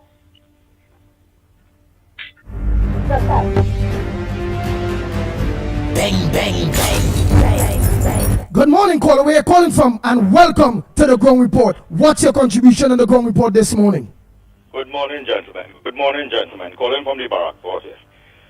You know, when I listen to people calling in and talking about how they had to struggle in this country for a URP job, where they had to go through the favoritism and all kind of thing, I just wonder if people realize that Trinidad and Tobago is an oil-rich nation. We was the richest country in the Caribbean at that time and most of the world per capita. And look at where we reach, and all because of PNM and governance of how them govern this country. And you know, people satisfied with that. People would go and say, yeah, look at your URP work from PNM help out.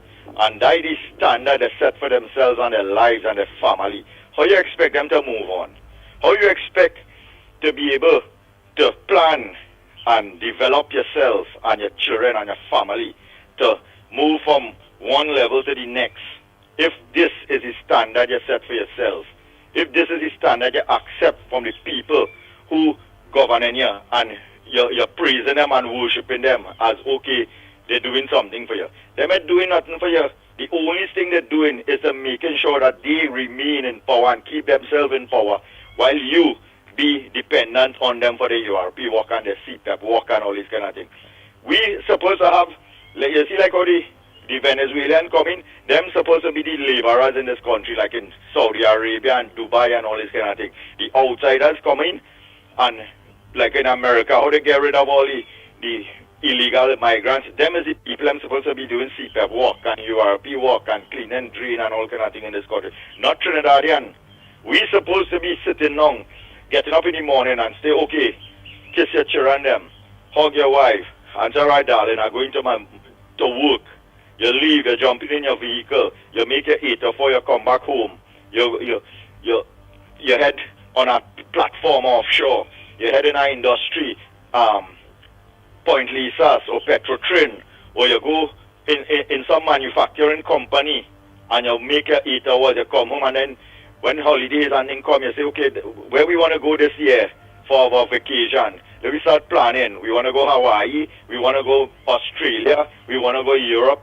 This is the life we're supposed to be living in Trinidad as citizen of Trinidad and Tobago.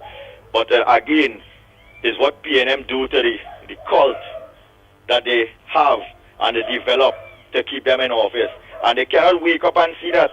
They cannot wake up and come out of that dependency mentality that they had to always be there now, feeling that, oh, okay, I got HEC apartment, I got URP work, I got CPEP work, and that is a standard you set for yourself that you accept from these people.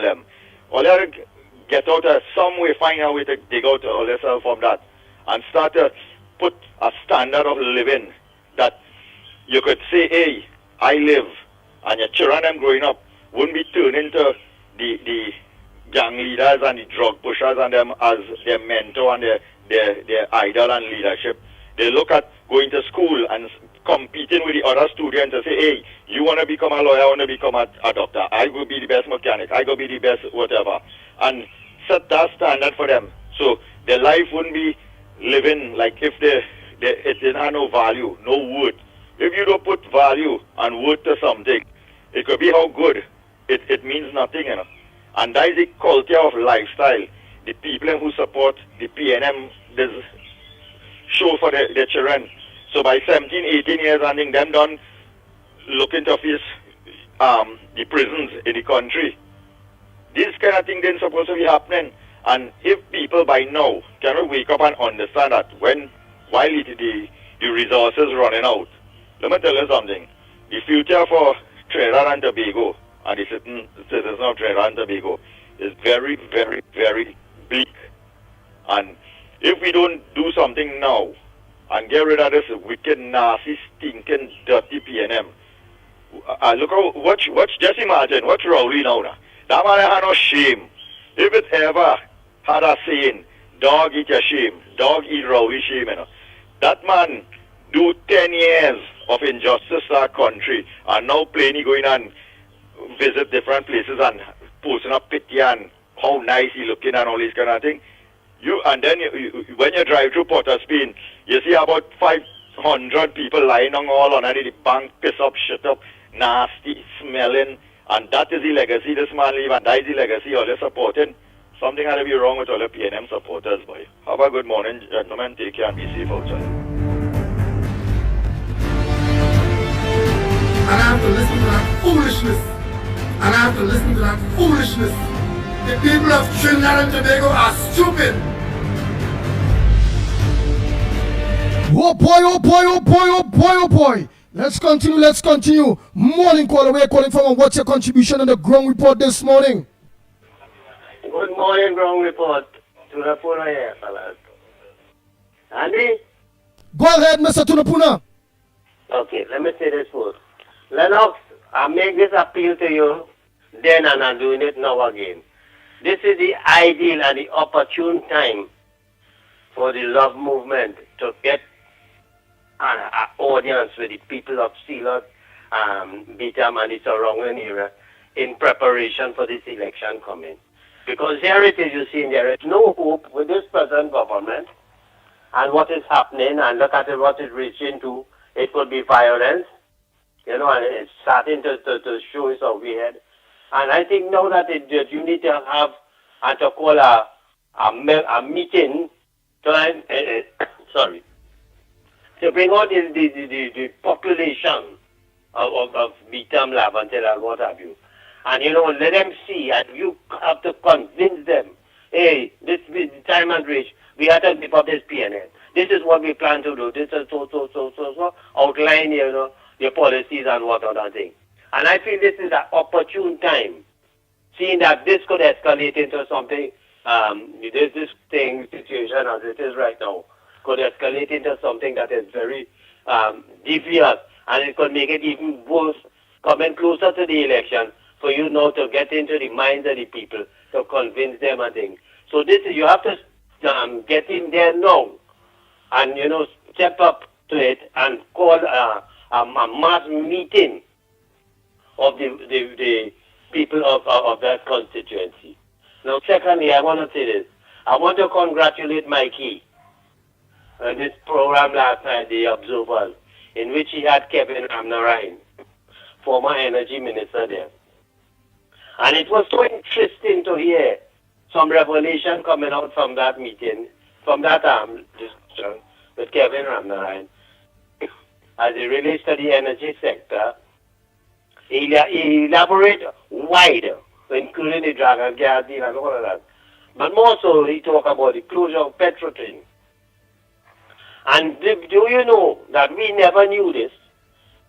It is only last night I get when I heard that meeting, that Petrotrin, this government, cannibalized Petrotrin. So-called all the the equipment and everything from it. This is why it went into zero ownership then, I'm saying, of all the assets and what have you, because they take it and they give it to Paria and Heritage and all these companies, the so-called companies that is. So what Ramarayan was saying is that when they were talking about Stuart Young and them, but the assets and what other thing and of Petrotrin and everything and could boil down to zero more or less. They never mentioned to the country that all the assets of Petrotrin was taken and given to these companies that they formed. Understand? So therefore, it leads you to really wonder what was really happening. They actually run down this thing, Petrotrin, to bring it to a closure, Andy. They run it down because they were doing absolutely nothing to enhance it or to keep it alive.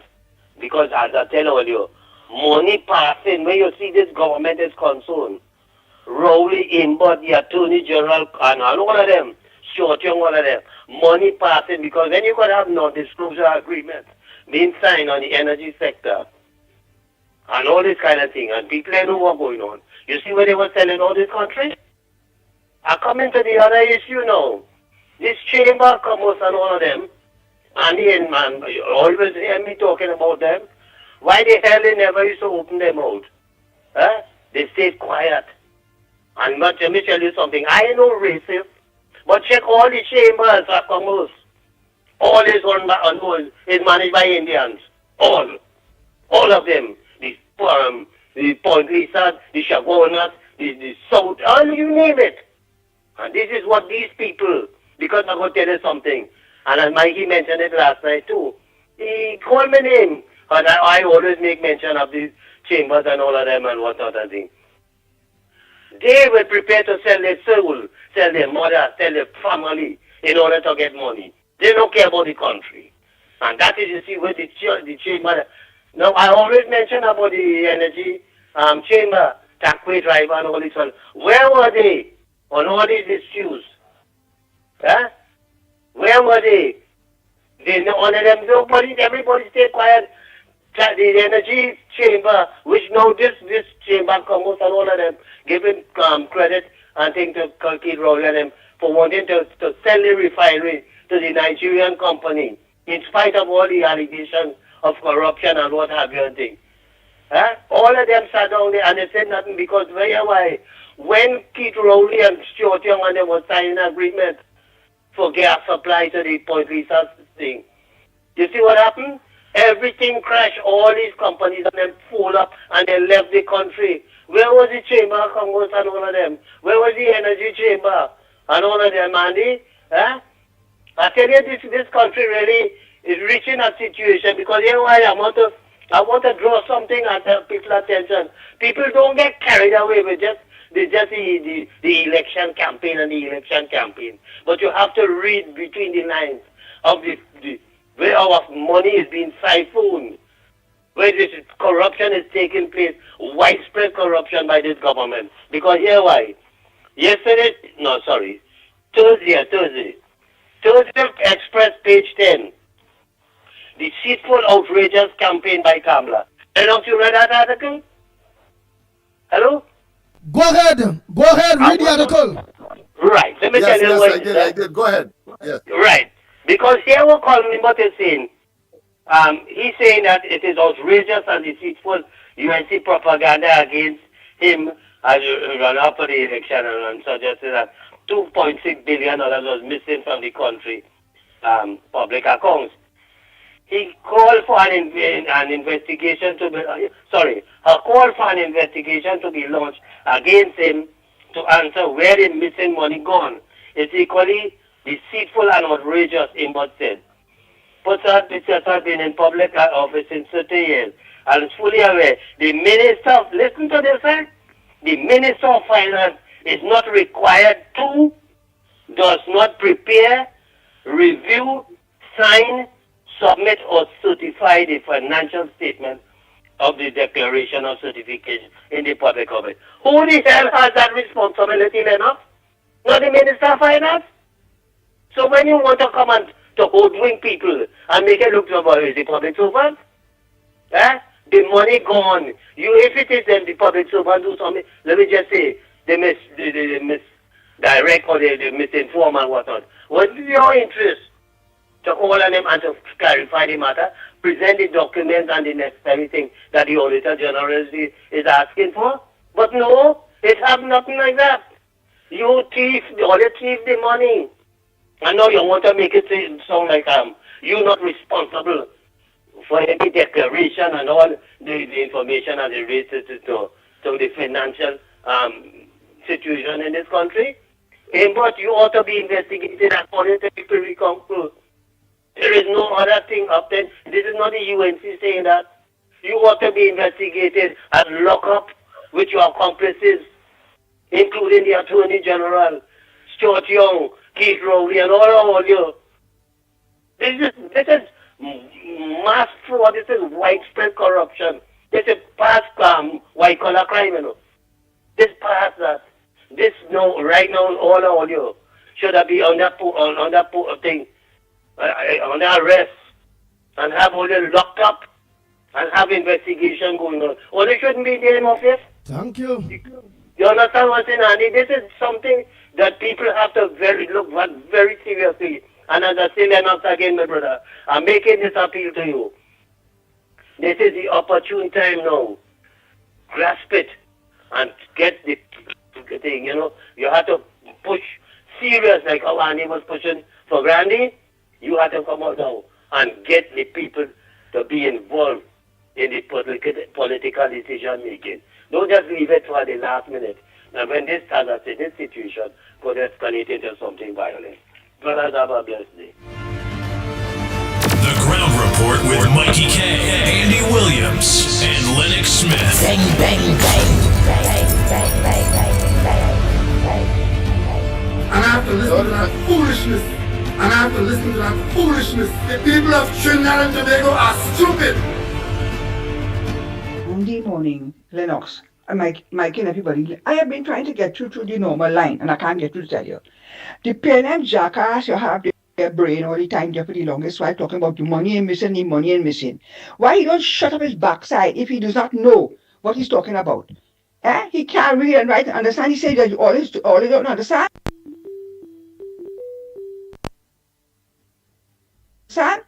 If he listened to what the woman was saying or what the judges were saying, he will understand. But no, they only have a one-track mind.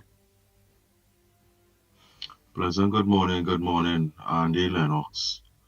Hey Andy, how much time I go talk to you so, but you want to talk to you like a pit bull too? But here what now, and we are actually trying to say, let me do this thing, let me start in a little quest to live better. We need to go forward.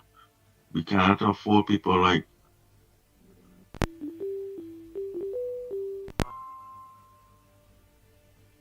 Alright, I'll come back to that. Go ahead, caller. Let me take the live calls. I'll play the voice notes when the calls are coming. Go ahead, caller. Okay. Yeah, morning. I want Lennox to explain what is an understatement, because this word troubling. Understatement. Is it another big word for missing money or thieving money? I don't know. I would like Lennox to explain that, please. Lennox, don't forget you will explain what is an understatement. That is another word for missing money, right?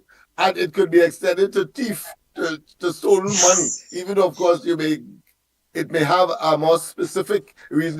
They might say embezzlement, for example, as opposed to. But yes, but it has all that connotation. It's only a person who doesn't understand the English language would not be able, of course, to build into such a statement in the circumstance. It depends on the context in which is being used. And clearly, the context in which it's being used, as far as Imbert and the Auditor General is concerned, certainly one can make that country, particularly when, of course, the Privy Council made the obiter dicta observation that they did, asking, of course, why it is that the minister himself was not investigated.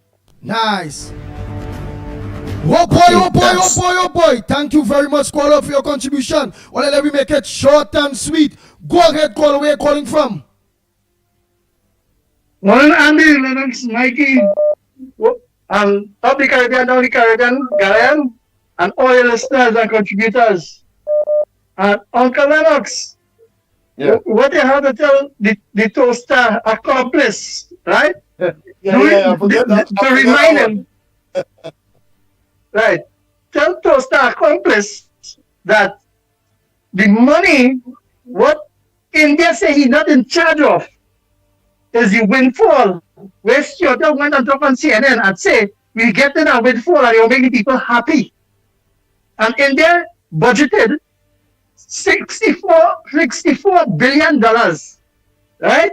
For that current expenditure financial year. And then the windfall, we try to stick it in and say, it's $67 billion he budgeted that year.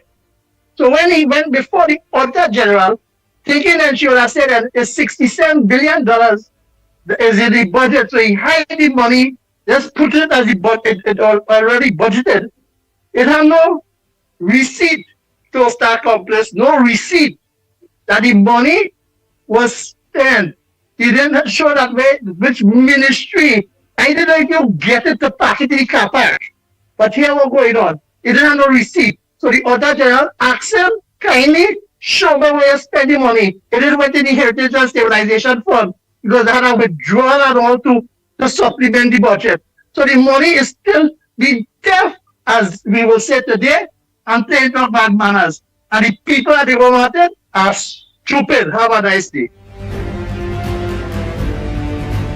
Bang, bang, bang. The Ground Report with Mickie K, Andy Williams, and Lennox Smith.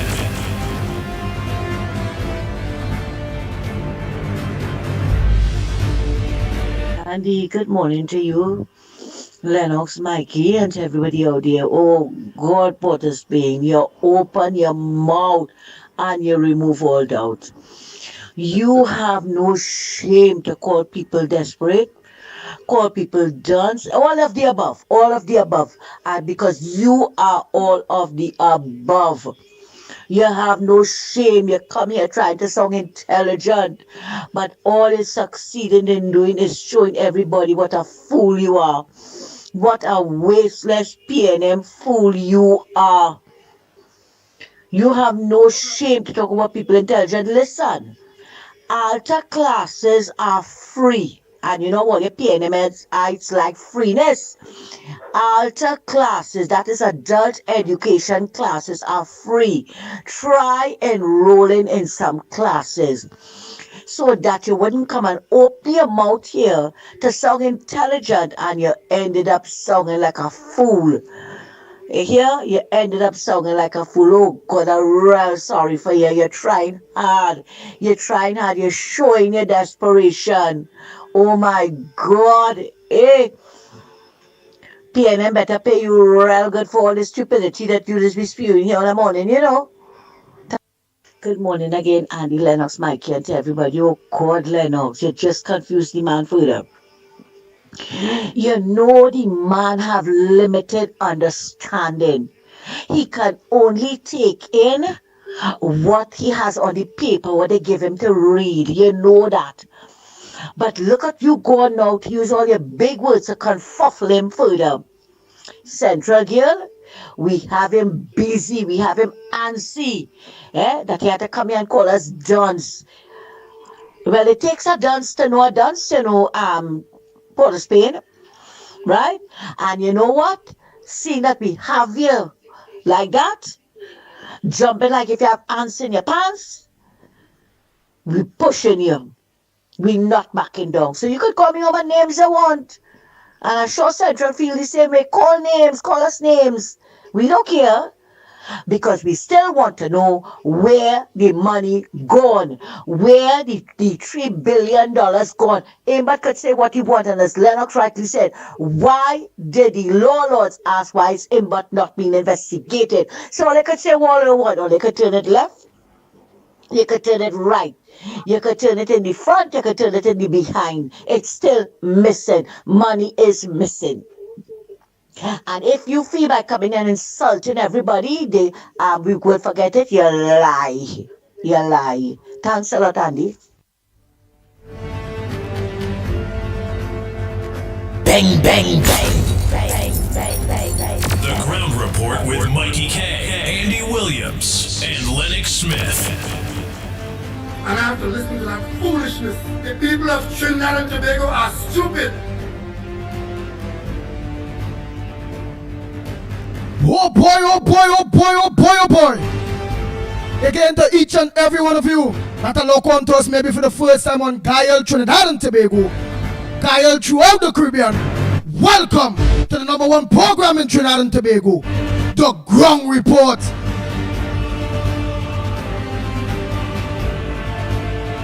Everybody listens to The Ground Report. And who ain't listening? If I we back yet, remember that. Who ain't listening, if we back yet, but we sure this buffoon listening, and even if he ain't listening, somebody gonna tell he, hey, look, they say this on the Ground Report, look, they say that on the Ground Report. Who are talking about?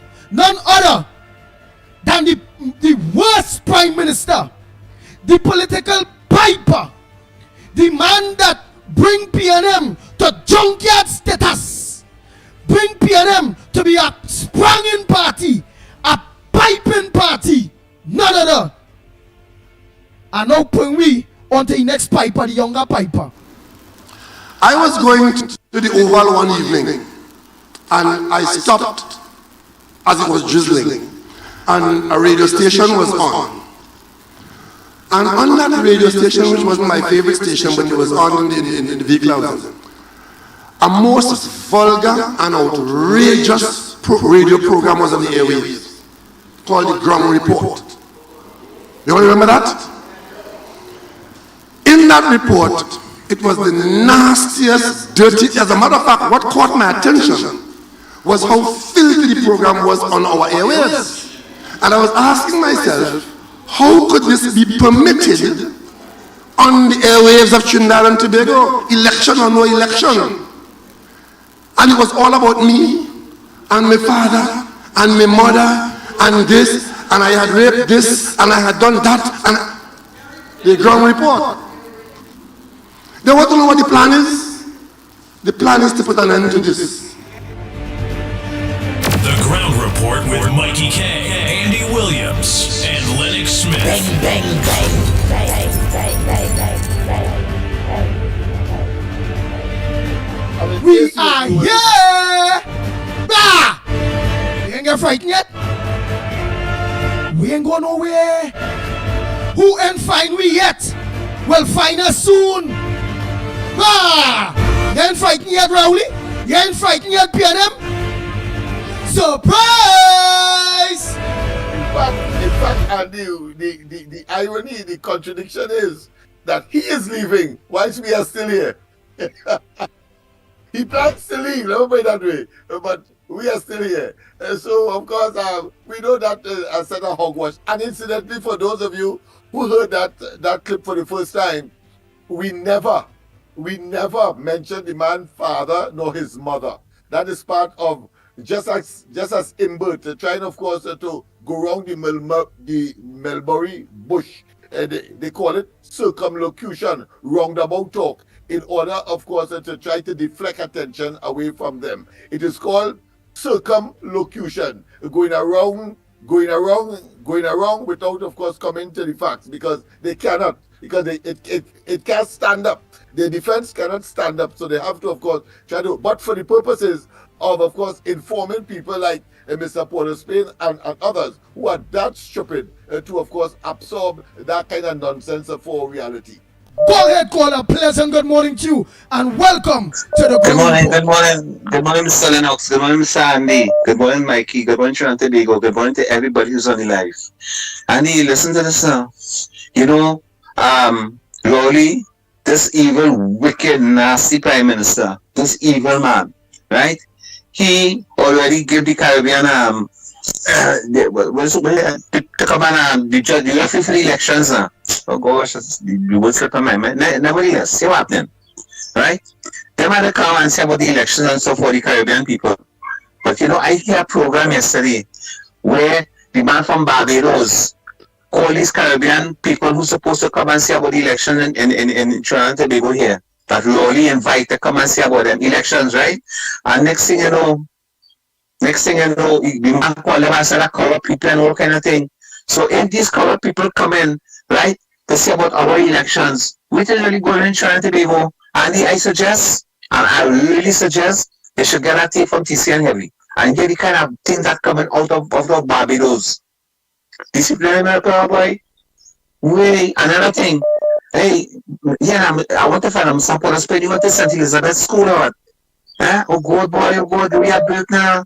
Anyway, I go on, God bless.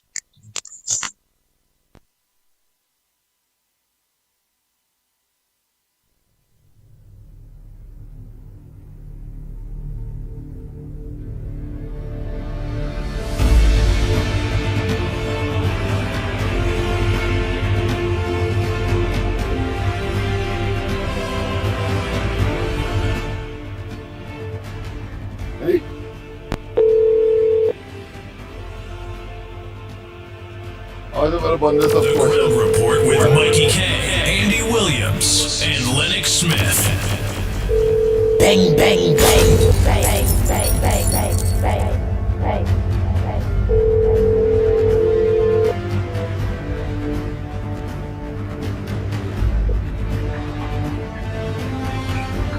Andy. Oh boy, oh boy, oh boy. A pleasant good morning to you, PEP. Political leader, Mr. Philip Alexander. Pleasant good morning to you. You are joined here by your next leader of a political party, yours truly, Lennox Smith.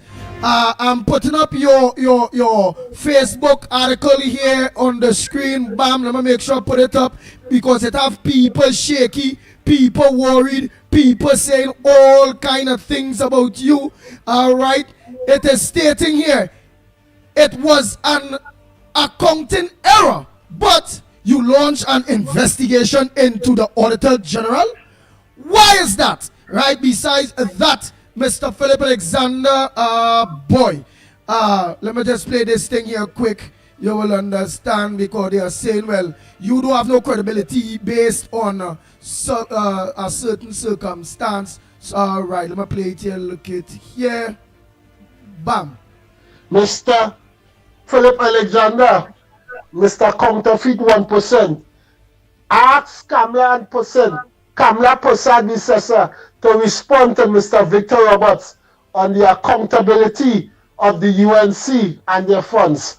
Ask her to do that, and then you could come and talk about accountability.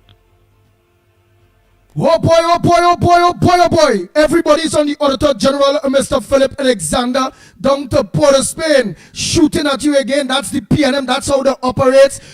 They don't ever pelt stones at a non-bearing tree. You had to be saying something. You had to be hitting nerves.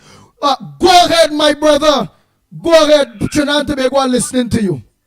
Morning, Andy. Thanks a lot for having me. Good morning, Lennox, my colleague. Good morning to you, my friend. Good morning, sir. Good morning.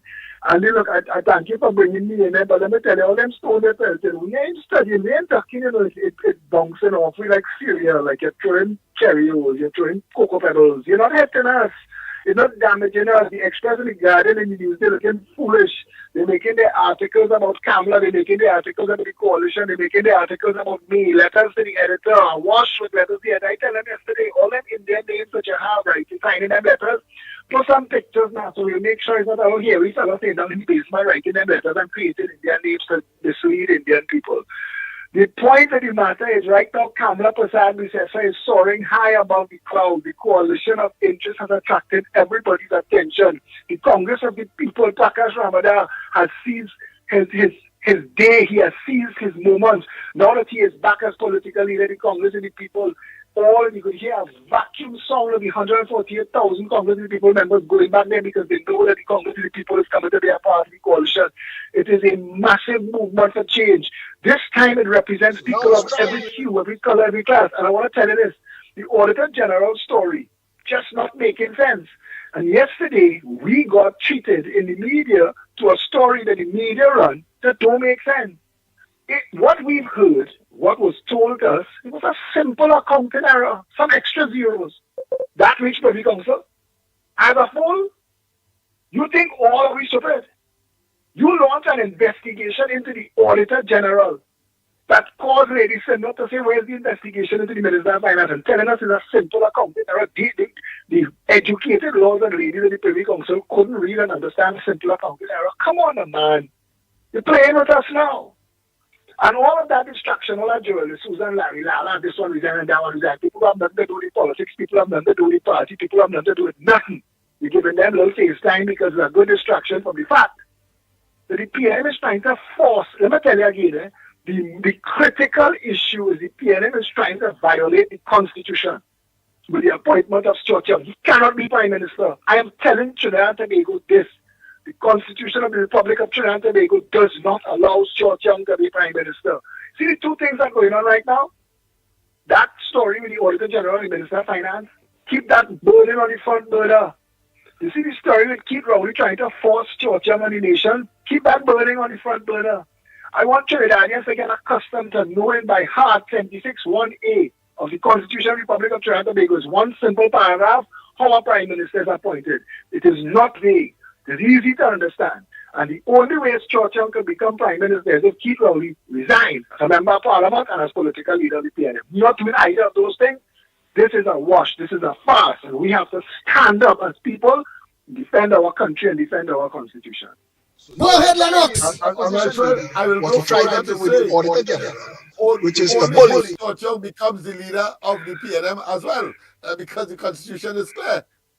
It's clear. It's not vague. The PNM people reaching down the party that has the majority in the Parliament. But correct. So he has to become leader. Rowley, listen, he has to become the leader. Okay, so you know what they're doing? If Rowley resigns as leader and he resigns from the Parliament, it hangs the Parliament. They can't do that. The end of the hung Parliament, they're in trouble anyway. That's right. Because they have You one you like Trudeau. Follows Trudeau steps, even though they have a different constitution, but it's the same principle.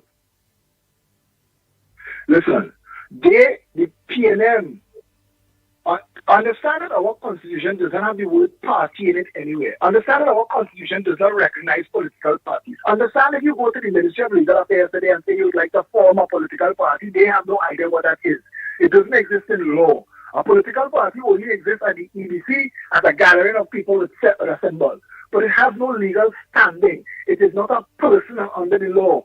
A political party doesn't exist. The only time the word political party appears in the Constitution is there, how to appoint a Prime Minister and how to fire one. And I want to know, that was tinkering with the Constitution, because in no democracy in the world does the House of Representatives have anything to do with any party. It is all about the members who sit in on the seats, and the majority of them, who they support, that's the Prime Minister.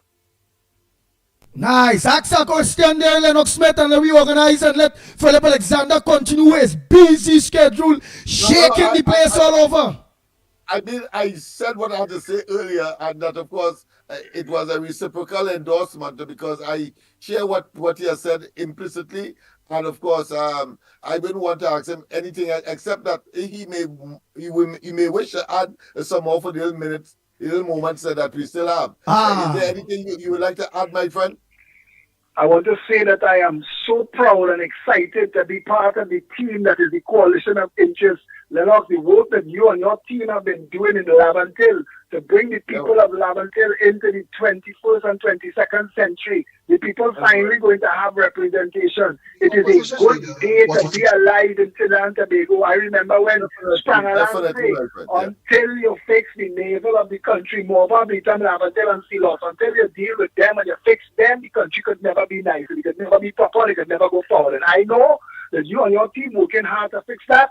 And I want to say this morning, Kamla Prasad Bisesa has brought together a powerful organization that represents all interests, all faiths, all creeds, color, class, everybody together in a coalition of interests. She called it a coalition of interests. She's not playing. She don't want to leave. Want to come. Let me work together to save this country. She knows she has a plan, and she want to make sure that everybody sitting down around her.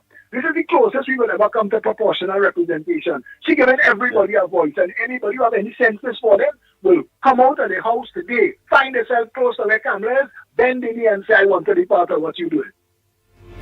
Beautiful, beautiful, my friend. A further endorsement. I endorse implicitly and without reservation. Yes, and thank you very much, of course, for your Have a great day, guys. Thanks for reaching out. Have a great day. The people of Trinidad and Tobago are stupid. The people of Trinidad and Tobago are stupid. And I have to listen to that foolishness.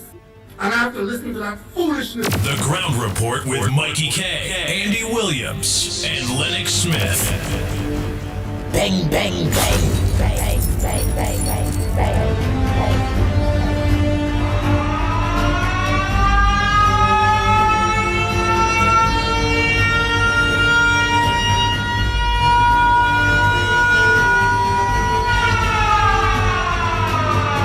Take that in all your pipe and smoke it. And what he said there, essentially, Andy, is that here it is a coalition or a amalgamation of persons that would have had a track record before they enter government. And I would have been much more popular than Hines. Nobody knows about Hines. Nobody even know about Rowley. Nobody know about Stuart Young before they attach their opportunistic opportunities to the PNM. That's all. But in terms of putting things on the ground and in terms of making things happen, you can't falter, and you can't have a better representation of that than Lennox Smith.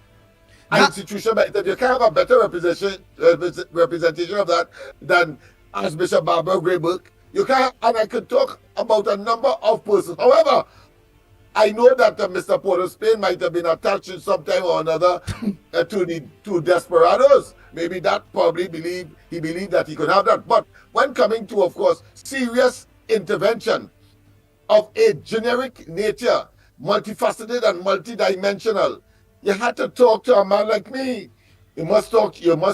So true. Therefore, of course, Kamla Prasad Bisesa, in her wisdom, recognize it's a 1,000-page document she has in front of her, 1,000 page. The same that I presented to Manning, who, of course, accepted it and asked me to address the National Security Council at the time when Martin Joseph was the minister. Understand that.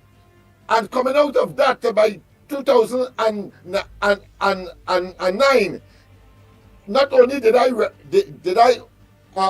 address the National Security Council, incidentally, before Hines could have, in the old party. Let's not waste time with that. But I and Archbishop Barbara Burke was with me as we made our presentation to the National Security Council on the question of crime and criminality, and my focus has always been, you solve the problem of Laventille, as far as blue-collar crime is concerned, you solve, of course, the problem in the whole country. But more than that, coming out of it, I was summoned to a meeting by the same Minister of National Security then. And guess what? The other people I met there was Hazel Manning, was, of course, deceased former member for Port of Spain South, Marlene McDonald, Hippolyte, and one more person, yes, and Donna Cox, who was at the time representing, of course, Laventille East Movement, and of course, Hippolyte Laventille West. I am the only non-member of that team that was summoned to the Ministry of Education on Abercrombie Street. Look at all one time. Give him in snippets. I want Laventille to know that, listen, the only man in that team, non-minister, in our place in terms of the government is concerned at the time. You know what? It was the minister, the same minister that asked only me the question whether I am satisfied with what the outcome and what they presented to us in that meeting as far as addressing the question of crime, and we came up with, of course, the MLI program, but Mobile Laventil Initiative, which of course I will elaborate a little more. Nice. Hold on that. Come on, man. Go ahead, my friend. The Ground Report with Mickie K, Andy Williams, and Lennox Smith. People of Trinidad and Tobago are stupid. And I have to listen to that foolishness. Good morning, Andy Williams, Lennox Smith, and Mickie K. I just want to tell you, could you please highlight the problem that we as passengers are facing using the PTSD bus service? There is a problem with the San Fernando Port of Spain limited bus. That is the $6 bus that makes various stops along the way. Andy Williams, what is going on with PTSD in San Fernando? We keep getting a lot of small buses. Some of the buses do not take standing people. Some of the buses do take standing, but they are very small. We have to wait sometimes every 3 hours to get a bus from San Fernando to Port of Spain, especially in the afternoons on Mondays to Friday. What is going on with PTSD? Just the other day, I was down there 1 o'clock. The bus came 4 o'clock. I was in the San Fernando bus terminal, the bus came 4 o'clock. And if you see the big buses going to Guayari from San Fernando, 2 big buses, and people hardly using them. And yet you're packing people in these small San Fernando Port of Spain buses. Just the other day, they had an articulated bus, one of the long buses with the 2 sections and the piece in the middle. That was packed up for 2 years. It didn't use. Then, last week, we get one articulated bus to work San Fernando Port of Spain. So who the government trying to fool? As soon as we are on the cusp of an election, they gave San Fernando Port of Spain one long bus, and you had the bus down for 2 years, and you wasn't fixing it. So what is really going on here? You're telling me that a city service, people are waiting. The bus always cancelling, the bus coming late, so then the bus don't come at all. And you have, a lot of buses in San Fernando just park up there, doing nothing and rotting down. I want whoever it is managing PTSD to know, do your job properly, please. Especially in San Fernando, we need a reliable bus service to Port of Spain. You have people who are working in Port of Spain, you have children going to school in Port of Spain. Fix the bus service. And then sometimes, Andy, they're taking out some real old buses to go San Fernando Port of Spain. And the bus going to squeak, like a mouse. And you have to pray to the Lord that they get to Port of Spain in one piece. So then the buses have no air condition and they're hot. Right? The new buses, Andy Williams, with the tinted glass. When you're driving in those buses and the driver switch on the AC, the bus bathing everybody. If you see the amount of water falling down from on top through the vents, like a shower, the only thing we didn't do is carry a soap to bathe.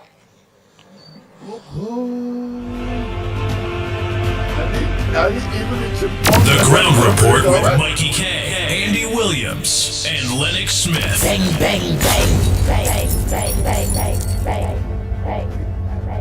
And I have to listen to that foolishness. The people of Trinidad and Tobago are stupid. Good morning, caller. Where are you calling from? And what's your contribution to the Ground Report this morning? Chipmunk and them and all fed up with this government. Wait. Let me hear. Go ahead, caller.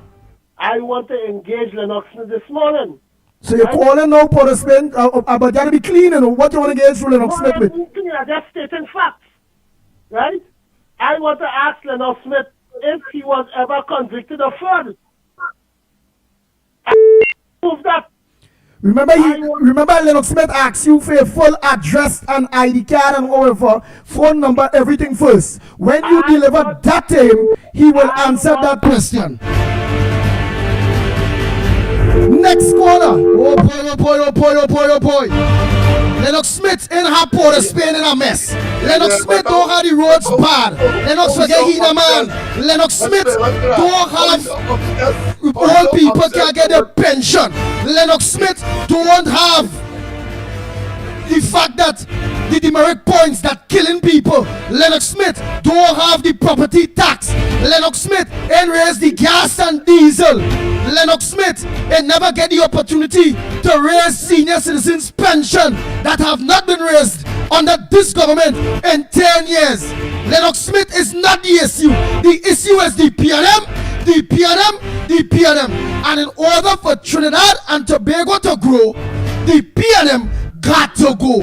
Let's continue. Morning caller, where are you calling from? What's the contribution in the Ground Report this morning? Go ahead, caller. Morning, gentlemen, again. Barakpur here again. Gentlemen, you see all this nonsense, this call and talk, this stupidness about who convicted of fraud and thing. You know, we have this saying that Eric William was the father of the nation. And I just always tell people, Eric William wasn't a father of the nation. Eric William was the first thief of this nation. And if we go back into history, and that's why you see Imbert and them could do what they're doing now, and just try to put it off as some kind of auditing error, when the 10 million he missing from the hospital in Tobago, they say it was just a mistake. They put the comma in the wrong place. It's not 10 million. Then all the material was leaving from the hospital site and going to a Mason Hall place where they was building and developing an area that I think the mining goat and thing up there now. You understand? So the thief of the nation write that playbook for the rest of thieves them to come now and feel that they could do that and get away. And just imagine in them times when they didn't have all this kind of auditing and scrutiny about the finances and the money. Remember when Eric Williams said that he lent Guyana money, he lent everybody money. Anybody know how much money he say he ever lent them? Who received that money? Where it went to? And remember he and Forbes, Burnham and them was Sarai. You understand? So at that time, when it had trillions of dollars in this country, and a prime minister could say, well, everybody could be a millionaire, they could be a millionaire in this country. And then you come on top of that and say you lend Guyana millions of dollars, you lend Barbados millions, you lend who millions of dollars. But nobody now can come and say, okay, how much money leave Trinidad and Tobago? And who received the money in whichever country it went to. And all that was the playbook that was written by PNM and the thief of the nation, Eric Williams, for these next Alibaba, the rest of the 40 thieves them to come now and do what they're doing. Well, like what Imbert could just say, 3 billion missing, and it's not his fault, it's the Auditor General fault and thing. So we have to look at these things, because plenty people don't sit down and scrutinize why it is people feel that they're so comfortable to thief money in this country and get away with it. Like what it has been happening with Rowley and the PNM and all this kind of thing.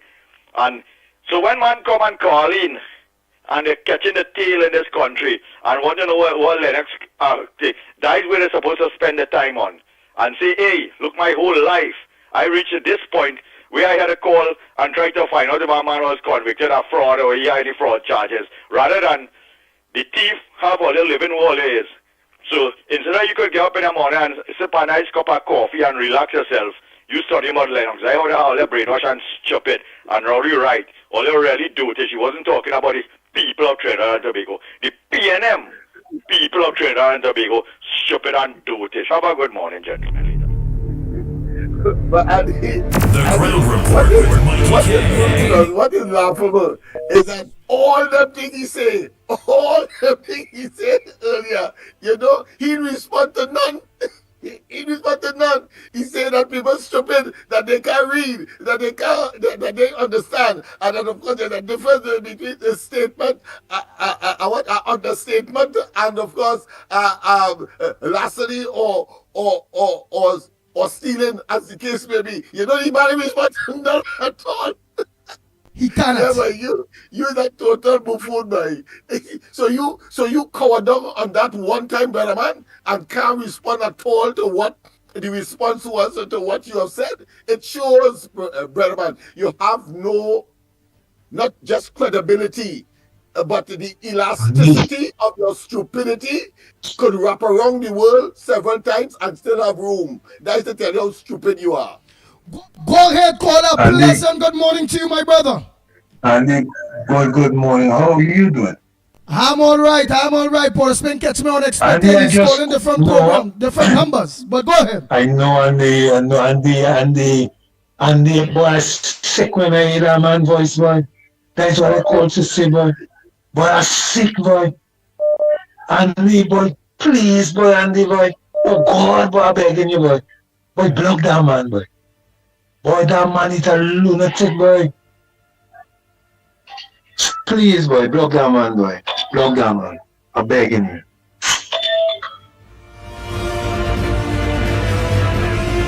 Bang, bang, bang. Mikey K, Andy Williams, and Lennox Smith. Port of Spain, take this chat tine and boil egg fart for your stupid understatement you just made.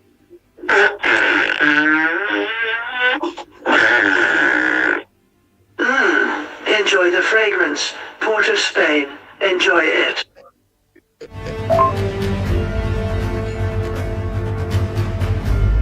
The Ground Report with Mikey K, Andy Williams, and Lennox Smith. Hi, good morning, Andy. Come up here. Well, Carnival is over, and Imbert used Parliament to dismiss his charges, what he's supposed to answer to the Auditor General, Ms. Ramdas. And the next one again is they make a lease for our oil refinery when the public was only studying Carnival, right? So now that Carnival is over, I hope the public gets sober now and realize they get an African company to come and take our oil refinery, which that oil refinery belongs to we, the citizens of Trinidad and Tobago, not the government, not Imbert, not Rowley, not Stuart Young, right? And we have to wake up now and unfix what they fix over the Carnival, right? You see that 2.6 or $3 billion that went missing, unaccounted for? Imbert have to answer. Imbert have to answer because he's going to tax this country again. I don't know if that money went into the PNM building that they have in Port of Spain, or if it's split up. You see, Rowley never make a statement. He just moved Imbert from acting prime minister. Why? Why did he do that? So, Andy, now that the Carnival is over, I want Imbert to answer where the money gone. That is our tax dollars. And that is no little bit of money, for any kind of error. And then why did he take it to the Privy Council? So he's trying all how to get the heat off his, Heat off his, go ahead. You know what, right? So let us see. And that guy from Port of Spain will be calling we people, my ground report people, buffoon and whatnot. He's a real buffoon. Somebody write that for him to come and our program and the program, right? And relate them such a crap that he's talk about this morning. Who knows, maybe him, but who knows, maybe, go ahead. Oh boy, let's continue. We have some other voice notes have to be played. Everybody listens to the ground report. Imbert write that and give it to him. Take care, come out for now. Good morning, gentlemen. This is Marval here. Now, one thing concerns me. You have an internal investigation going on in the Ministry of Finance into the missing or the unaccounted for $2.6 billion. But the man of the moment, the person who's supposed to be the subject of the investigation, still employed as the Minister of Finance, right? He was supposed to have been sent on administrative leave, sent on some kind of leave out of and they're supposed to transfer the permanent secretary and the permanent secretary in the ministry, right? The both ministers of finance, who there, the Minister of Finance and the Minister in the Ministry of Finance, supposed to have been moved or sent on administrative leave, so they can no longer, influence the outcome of the investigation, right? They're not supposed to be there. The other thing is, they're supposed to have an independent third party doing the investigation. You are supposed to have himself investigating himself. That is craziness, right? So Port of Spain, you have to know what's going on. And the other thing about it is, let me tell you something. If you could call manure, whatever you want to call it, right? Manure and fertilizer, regardless of what you want to call it, it smells the same way, right? It does smell like BS, right? So you could call BS manure, you could call it guar, you could call it fertilizer, you could call it whatever it is. is still BS, right? And that's why you feeding everybody right now by telling people that they put Imbert back there because of whatever it is, right? Imbert went and bully himself into getting to represent the people of Diego Martin Northeast, right? Bully himself into the position by all the people who want to run up against him. He bullied them into not running again, and that's why he was able to run unopposed.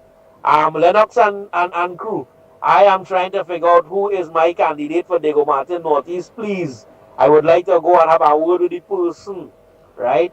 Who is my UNC candidate or my coalition of interest candidate? Kindly let us know this, please. I ain't hearing anything about that, right? I don't know who my candidate is, so I can't go and lend my support. All right, but once I know who it is, the person will have my full support, right? Regardless of what I want to actively support, not just go and support on election day. All right, so let us know this, please, and have a wonderful day. The Ground Report with Mickie K, Andy Williams, and Lennox Smith.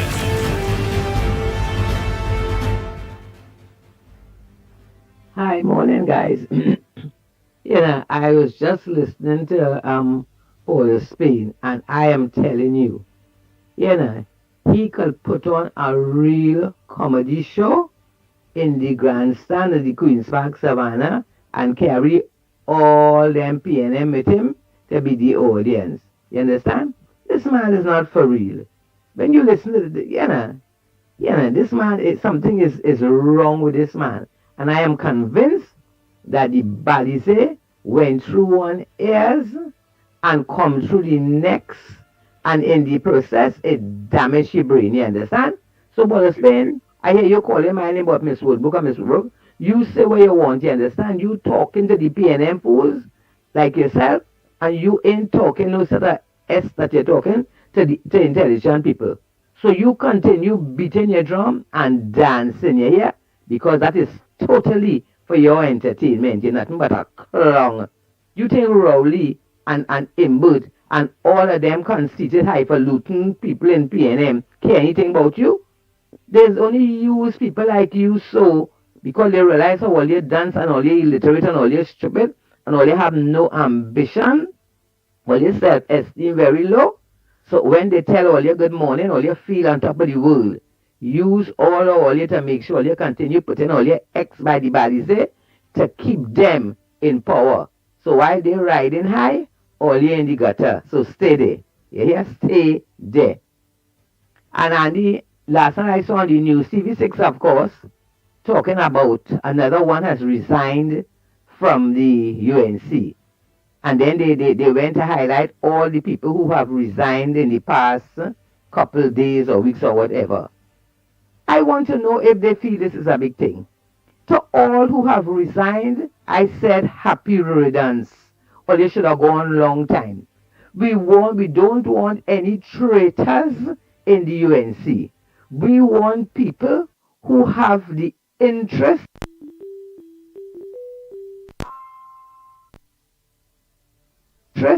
of Trinidad and Tobago and the Mr. Ramnarine, right after Miss Woodbrook voice note, you'll get in. Right? So yes, I'm blocking you off, but I just want to finish Miss Woodbrook voice note. Mr. Ramnarine. And the people of Trinidad and Tobago had. We want people in the UNC who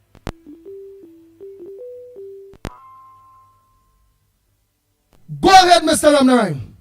I will finish with Woodbrook voice note. Good morning, note. Andy. Good morning, Lennox. And good morning, Mickie K. Good morning. Good morning. What I want to say is very short. Why Imbert shouldn't be probed?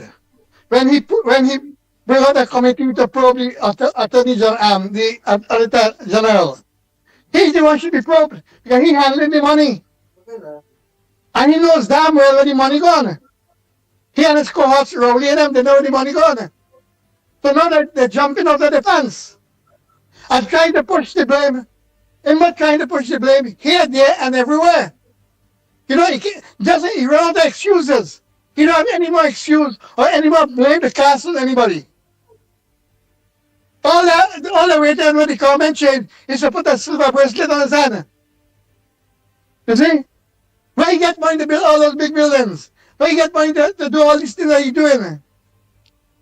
You understand? And he tried to push the blame here, there, and everywhere. He tried probing the Auditor General. She cut his ass. She gave him a good beating in the Privy Council and elsewhere. And she still had more beating to give him. You see?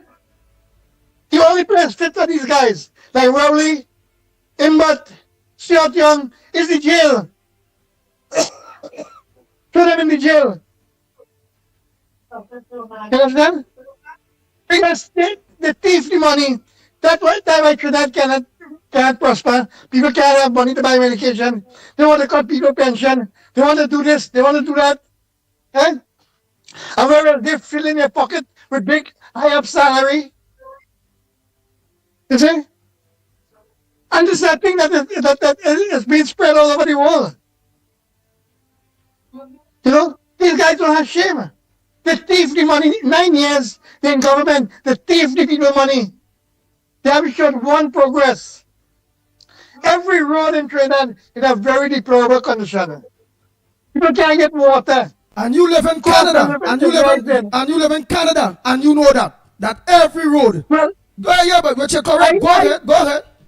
Yeah, I come to Trinidad once a year or twice a year, and I could see it. I read the news all the time, you know. And this is real ridiculousness. And Imbert is trying to push the blame on other people, or civil servants. What the hell civil servants have to do with accounting? You see? You are the Minister of Finance. You are the one handling the people's money. How much you push in your pocket? You can't give accounting. Look at public transport. You understand? Look at Carl. 9 years they haven't done an audit. Where all the money going?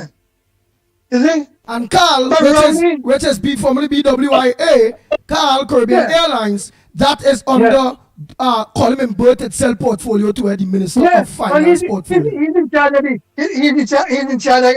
Caribbean Airlines, the finance. Yeah. And his son is working there.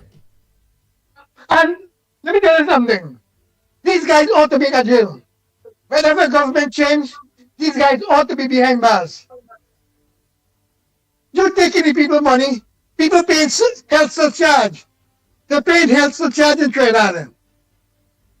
And yet they can't get medication when they go to the hospital. They can't get doctor care. You understand? You're paying national insurance. You can't get your national insurance when you retire. You see that the difference with us here? When we retire, we get the old security, which is pension, and the CPP, which is like national insurance. Plus, we don't pay no health surcharge. And we have free medical care. At my age, I get free medication from the government. You see? So all in all, these guys full in their pocket, and they don't care. And I want to tell people in Laventille and Sealots and all these environs, all to wake up, open all the eyes, and see what PNM has been doing to all these years. There's an ex-mayor from Point writing once in a crap about Kamala all the time. I want to ask him if he's listening to this program, what PNM has done for Point 14 people. What PNM has done for Point 14 people. He said he was an ex-mayor. You see? So these people, Rowley, and them, it's their own people that killing them and making them suffer. And I think, and if it was every African country, the leaders suffer their people. They suffer their people. And these people get immune to that. And the same thing in Trinidad. You know, people, Trinidadians, I want you all to open your eyes. Take out the Yampi and see what is going on. You think Stuart Young is different than Rowley? No. Stuart Young gets his training from Rowley. Rowley is Stuart Young's tutor. He got his training from Rowley. You understand? And you all better like get him and open your eyes. All right, Mr. And get rid of Ramadan. this government. All right, don't choke. Yeah, I would have to say. All right, don't Happy choke. call, man. Don't let them choke you. Don't let the liquor to Jumbi choke you there in Canada. There, you Yeah, well, liquor to Jumbi. And look at the amount of people getting killed. The amount of people in the sea getting killed. The amount of people, they can't recover people's body as yet. And tell me, since Rowley get into power, here, the island, the country has gone upside down. You know, they've gone upside down. You know, because Rowley believe in Obia, and the Obia is going to overtake you one of these days. Because he has to suffer for a very long time before he dies. You know, babies have medication. People have money to buy medication for the babies out this country. And you know what I mean? That's what I say this morning. You take care, have a nice day, you and me, and you're going to Mickie. Bang, bang, bang. The Ground Report with Mickie K, Andy Williams, and Lennox Smith. Who are looking forward to a better country, a better nation, a better life, a better everything for this country. Because we have reached so low. We have to work now to get back on top. You understand? So all who resign and all when the TV6 and the CNC reveal is big news, it ain't no a big news. We want them to go. Let me clean house. Let me clean house. So when we come out, we coming out strong. You understand? These people are about self. They are not about country. You understand? They like a set of little children because they ain't get what they want or they ain't think what they want. They ain't looking for the betterment of the country. They're not looking at the terror, yes, I will call it the terror that the PNM has unleashed on this country for the past almost 10 years. If they really wanted to fix that, they wouldn't be with this sort of damn stupid childishness. All you want to resign and go. And all you rest in there who deceitful and think, all they do the same thing, follow them. You understand? PNM have so much bacchanal, so much I think they, but all them just keep quiet because Rowley warned them. You understand? They say we will destroy you, and they pay that tape, and remind them. Rowley threatened them even when he shook Stuart Young and them. They couldn't say a word. Everybody had to agree. Rowley say Stuart Young going to be the new prime minister, and everybody had to say yes, massa. You understand? They ain't talking about that, but they want to tell you it's a strong party, it's a disciplined party, it's a this party, it's a party of gangsters, people who have to stay in line because Rowley tell them, we will destroy you. We keep each other secret. We keep each other secret. And if you oppose, we will destroy you politically. It is the code of the Costa Nostra, wherever the hell it is. And they play that tape and remind them, you understand? So all of them in PNM, they can't resign because of what Rowley done threatened them. And they can't resign because all of them getting the pound of flesh. You think they're going to leave that? You think they're going to leave that? Them ain't care about country. They don't care about people. They care about themselves and they care about money. You understand? So people, as I always like to say, yellow is the code. When UNC win, we win. Have some sense in all your head and look forward to a better country, a better life. Let me look for prosperity. Let me look for all that is good and get rid of this destructive gang, all the PNM, them and all who supporting them. The ones who have nothing, they want nothing, and they will get nothing. Them is the ones who supporting them. And you have on the other hand, the ones who have everything, the 1% who have millions, and they don't care if the PNMs, they want the PNM to steady for them to continue getting millions, you understand? But for we, the rest of people on the ground who want to live better, we are going to do what we're supposed to do and make sure we get rid of the PNM and all the evil, all the misery, all the hardship, all the lawlessness, everything that they have put up on this country, we will get rid of it once and for all. Have a blessed weekend, people. The Ground Report with Mickie K, Andy Williams, and Lennox Smith. Pleasant good morning, Andy Lennox. Hey Andy, how much time I go talk to you so but you want to talk to you like a pet bull too or what? But yeah what now man? We are actually trying to say let me do this thing, let me start in the little quest to live better. We need to go forward. We cannot afford people like Port of Spain to be on this platform anymore. Let him go decide, let him take his thing to Pastor Google and all of them. Let he go and belch out there.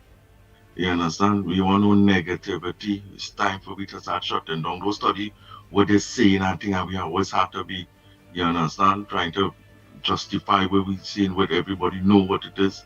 So let me just put this man aside now. Let he just go decide, sell he water and thing in the car park, do what he had to do. And it's about time. I mean, no disrespect to you, Mr. Porter Spain, but we can't really deal with you right now. Talk to we after election, and we go deal with something. You understand?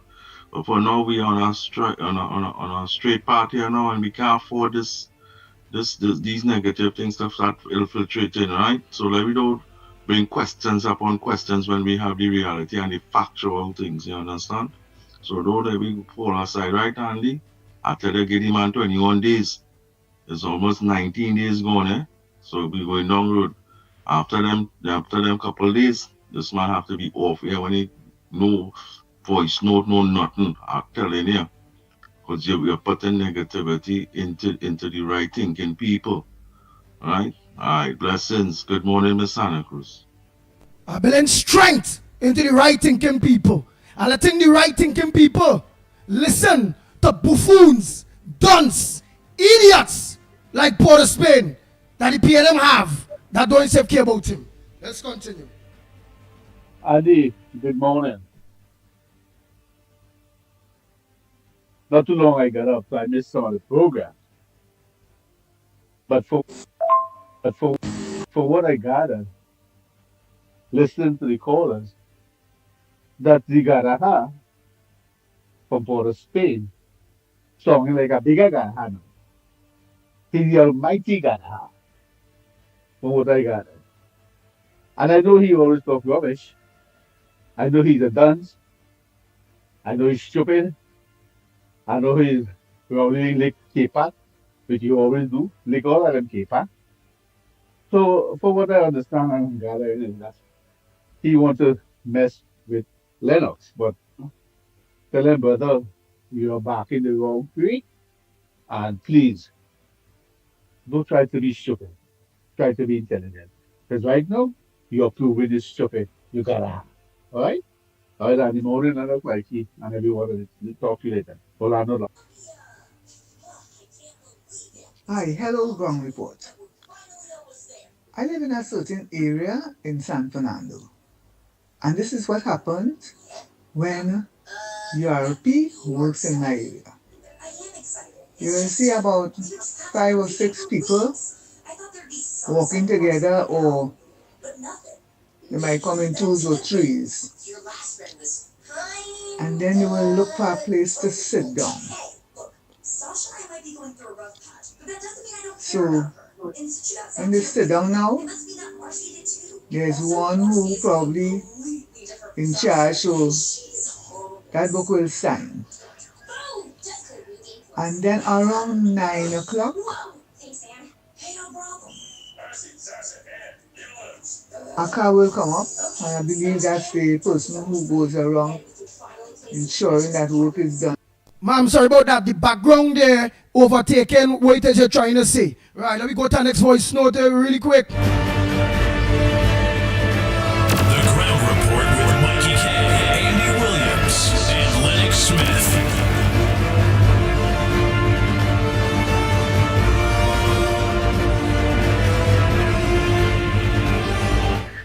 A donkey is a best animal by the Lord's son. You are not a donkey, you is a mule. You went to school in August, or eh? You went to school in August. Stop calling this video station and talking stupidness, because we're not meant to have very educated fella and the very educated fella. And Mickie is a very educated fella. Have a blessed and pleasant day, Andy William, Andy and Lennox Smith and Mickie all have a blessed and precious day. Some going to school in August. Go to school in the beginning of the year. Have a blessed day. Good morning, Andy. Good morning, Mikey. You see them? That was in P&M. Giving the problem is beat them. Still at an East West corridor that's full of maxi loads. And getting to get your RP card. And allegedly they give one man 20 gang, next man 10 gang. And all that goes in the back canal and pretend down there. And she know contract, box jail, to build community center. No election here coming, the children are born on the ground now. This wicked PNN government.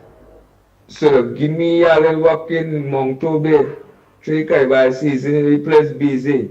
So I went on the senator, the make only stand for 1 day alone. So I started posting them. And I know men die, getting paid, men in jail getting paid. I know the corruption. I know your application. So I go to my head office, take a little help. And then the woman coming from so far, and then she tell me she go put one from 12 to 2. But she trying to transfer me. They don't send a report already, so they blacklist me, victimize me. How evil and wicked the PNM is. Fireburn the PNM, the Prime Minister's crowd, take the thing and fool them out. That's why they take the European CPAP. Correct. Take what they're giving you all. To you, the PNM areas. Take everything they're giving you all. Because it's only once a year, only election time that does that. And make sure and vote them out in order for Trinidad and Tobago to grow. PNM got to go. This government is a taxing, lying, thieving, piping, sprung-in government.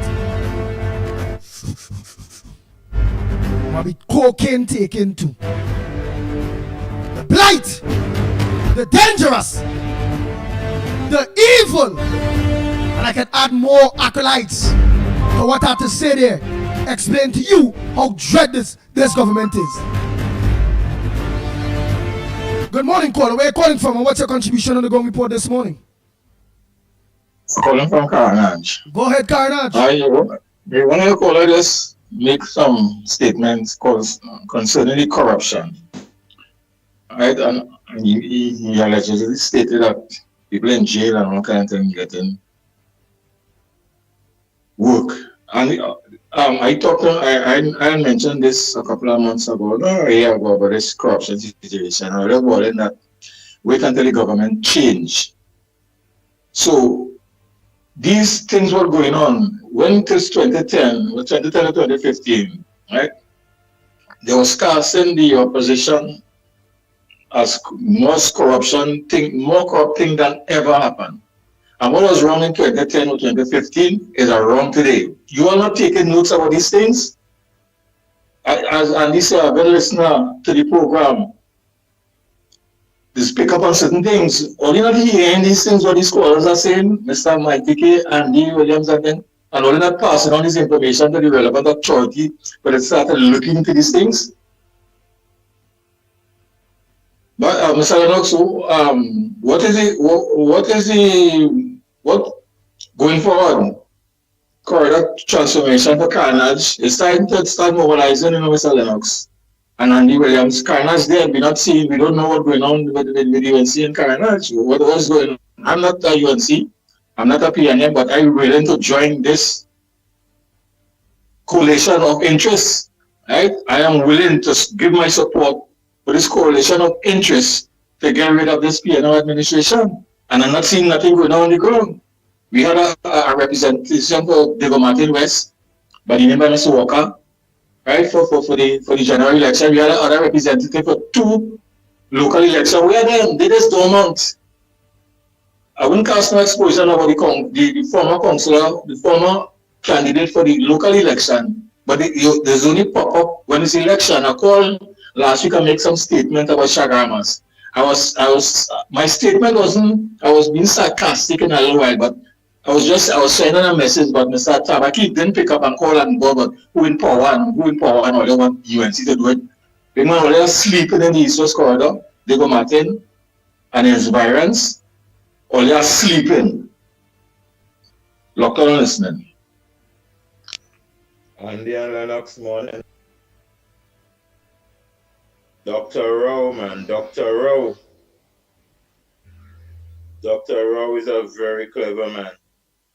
Dr. Rowe is a very clever man. We've been wasting our time for years with this man. But this man will be laughing at us in months to come. He'll be laughing at the country. He have profited big time. He have bought everything in Tobago right now. He sold everything. Tobago was full with people from Ghana yesterday took over Tobago.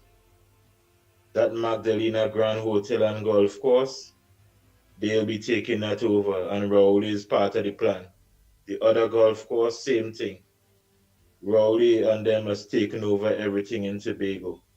If a new government have to come into power right now, they'll be taking over a shell.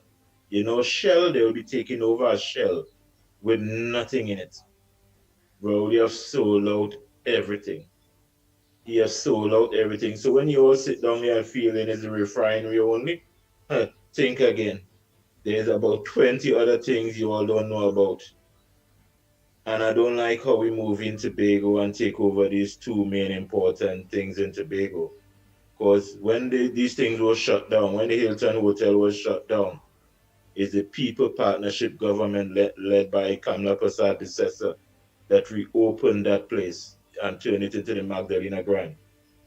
Workers were happy to be back on the back on the jobs. They were happy. Now they took over, PNM government took over.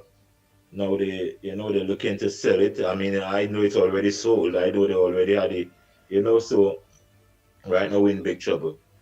This guy, why are we saying all sort of things, doing all sort of things? This guy has profited big time. We've been wasting time all the time. I don't know if it's too late, but something must be done. We can't allow him to be laughing at us like that. We have to do something now.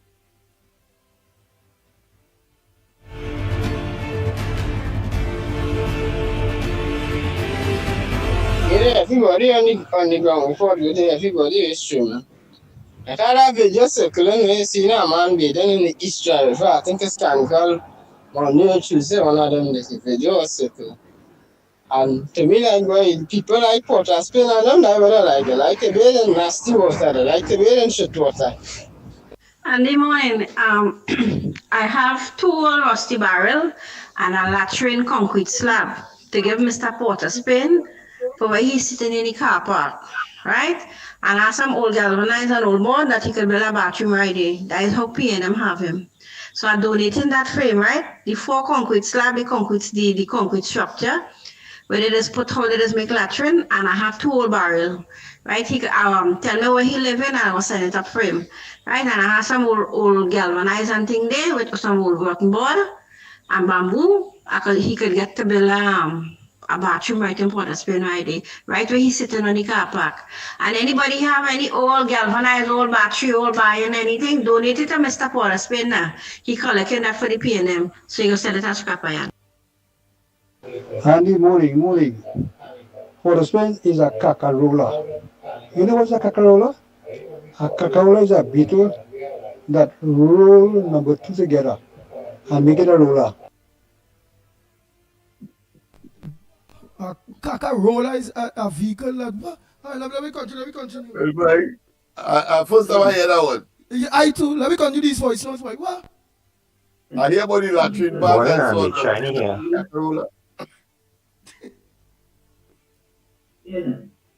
Morning, Andy. Shiny here. I think the results of the screening all aboard will be coming out on Monday night report. Coming Monday.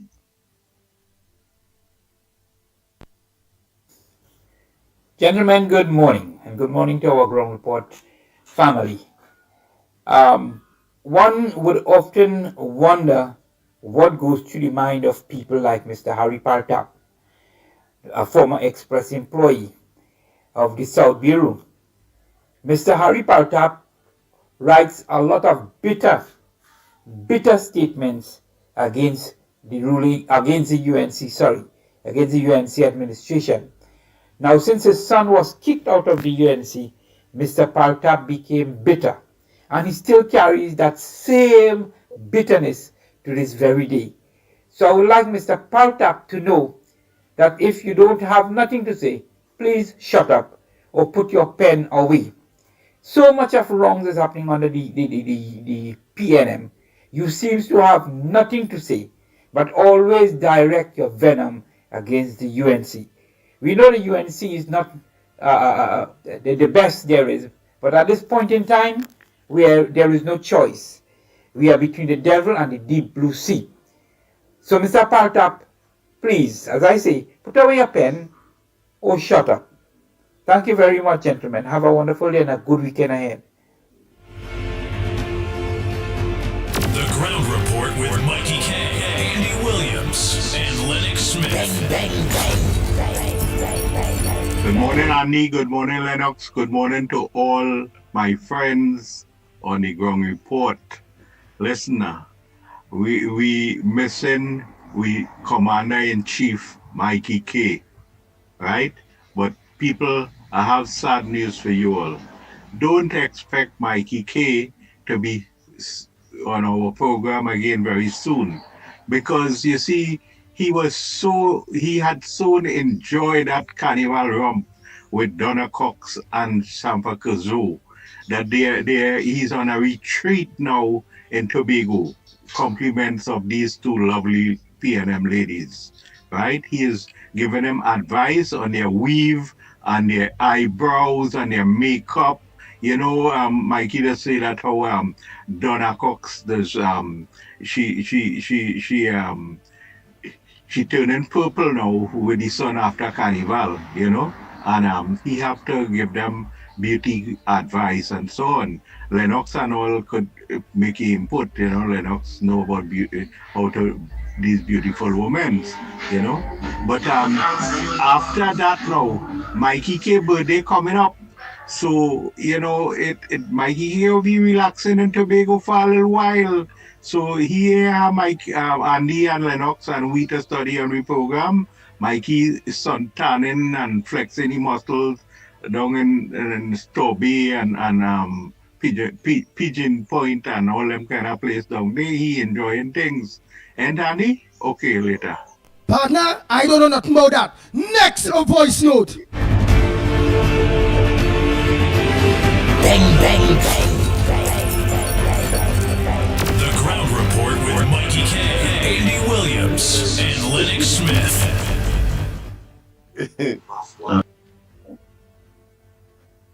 Good morning. It's time to hit the streets. We're playing with these people.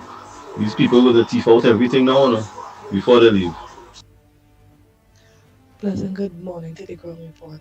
I wanted was to ask Miss Donna Cox, seeing that they want to say that persons who have a little 25K in their account when they reach old, that they shouldn't be entitled to the old age pension. And talking about, after all, is the taxpayers' money. I want to ask her this.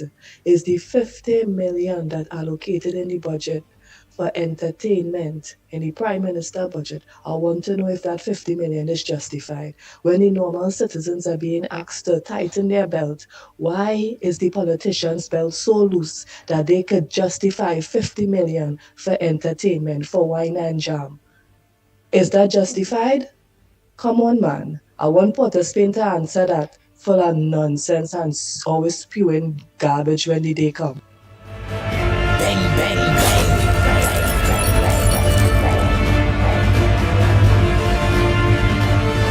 The Ground Report with Mickie K, Andy Williams, and Lennox Smith. And I have to listen to that foolishness. The people of Trinidad and Tobago are stupid. The people of Trinidad and Tobago are stupid. Bang, bang, bang. Bang, bang, bang, bang, bang, bang.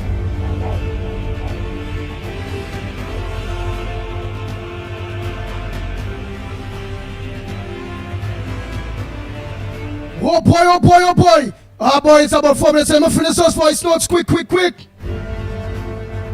Do quick. I have a closing remark I want to make. A pleasant good morning again, Andy Lennox. that last caller was mentioning concerning the different members of parliament that who will be representing in different areas and nobody in common. That's the same thing with Upton City too.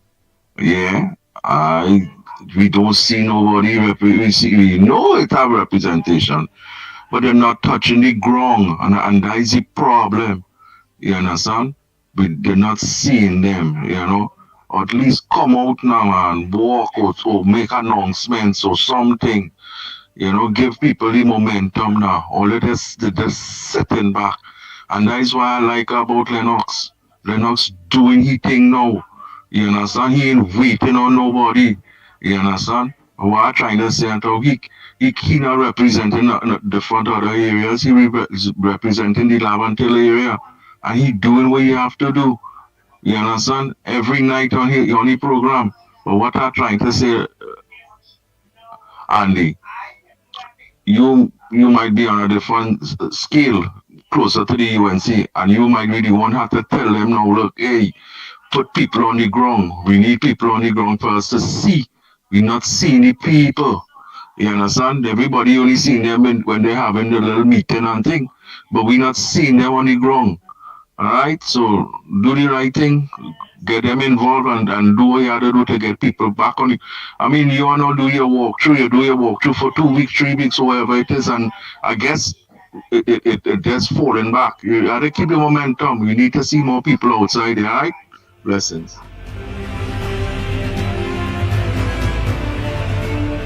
Morning, Mickie K, Andy Williams and Lennox.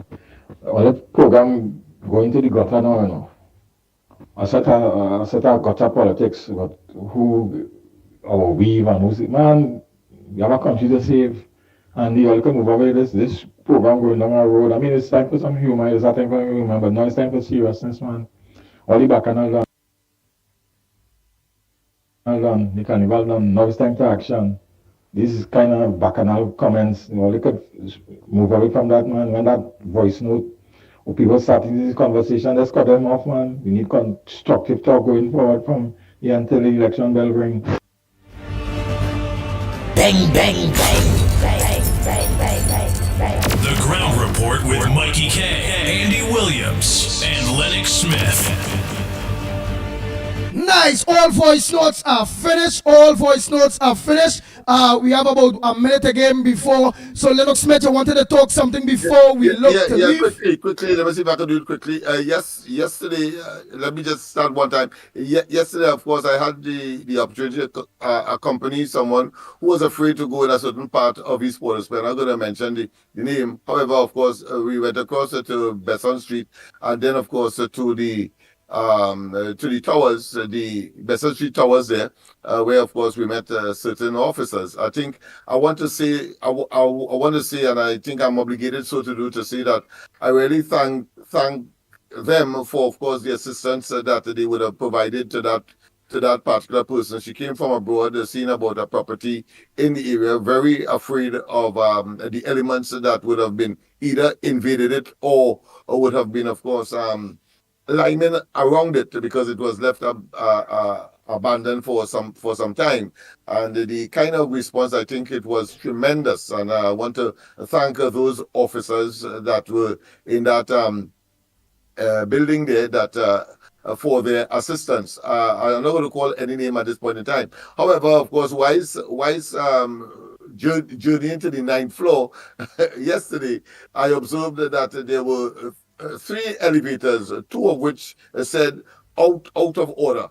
So you obviously 1 out of 3 working. I think that is not good, and therefore I thought I should mention it now. But then, of course, when I mentioned it to the officer that I had an opportunity to convey my concern then and there, they said, no, it's 4 elevators. I didn't observe another one that was separated from the cluster of 3. And this is 4 4 elevators, but only 1 is working. How do you expect to have the level of efficiency or the responsiveness of the police officers when you have, of course, and that is just a microcosm of what may be happening physically across Trinidad and Tobago. We just had the Brasso, I believe it was station, reopen after the people were saying, well, listen, it was required and so on. And after a death, I believe that would have occurred, which ought not to have been or might have been prevented really if, of course, this police station was open and the responsiveness of the police would have been, of course, much more efficacious or much more expeditious. So I want to put in a plug for them there. Not because of the response alone. I don't think they knew who I was. So let me make that very clear. Nice. But I thought I should make that mention to the authorities that the police really need some attention in terms of these issues. Let me say quickly as well that, of course, I heard a lot of talk about URP and, of course, those persons who are depending on these programs, and then, of course, you have the criminal or the gangster elements involved. I want to say this, that these people who may be engaged in these activities and depending, of course, on CPEP and URP, of course, for sustenance. I consider it to be, of course, what I consider to be just life-saving assistance. They are part of the community too, and therefore there must be a place for them and to address that. Of course, our program, the program that we have for Laventon, of course, I was just taking a look at it there, where we have a particular center where a cadre of leaders inside of the community itself, and of course noting the nook and cranny presence of the Baptist community, as well as the steel bands and so on. And what that is all about is to empower them in order for them to have access to SBDC, NEDCO, and other state agencies, including, of course, the various corporations, so that they can find work on a timely basis. In other words, make timely intervention on their behalf in order to find work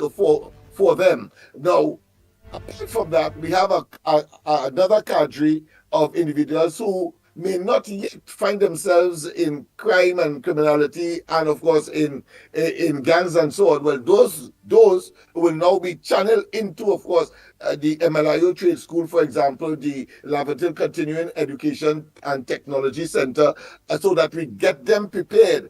Attached to the Technology Center is, of course, a credit union one time, so that they go out into whether they develop their own businesses through SBDC and so on. But these leaders in the nook and cranny where it matters, where a fellow wants to go and get a job and he doesn't have a cent, or he wants a meal and doesn't have a meal for the day, the use of the Baptist community, I say the Baptist community because they are in every nook and cranny, not the other churches, whether it be Pentecostal, whether it be some. No, they have, of course, strategic and regional, let's say, churches. But we're talking about the Baptist community who will cater for our area that have maybe 7 houses, for example, or 7 families. Those are the kinds of intervention at the micro level, at the granular level, to prevent that young man from being caught up and being focusing on the fellow who, of course, glamorize crime and engage, of course, in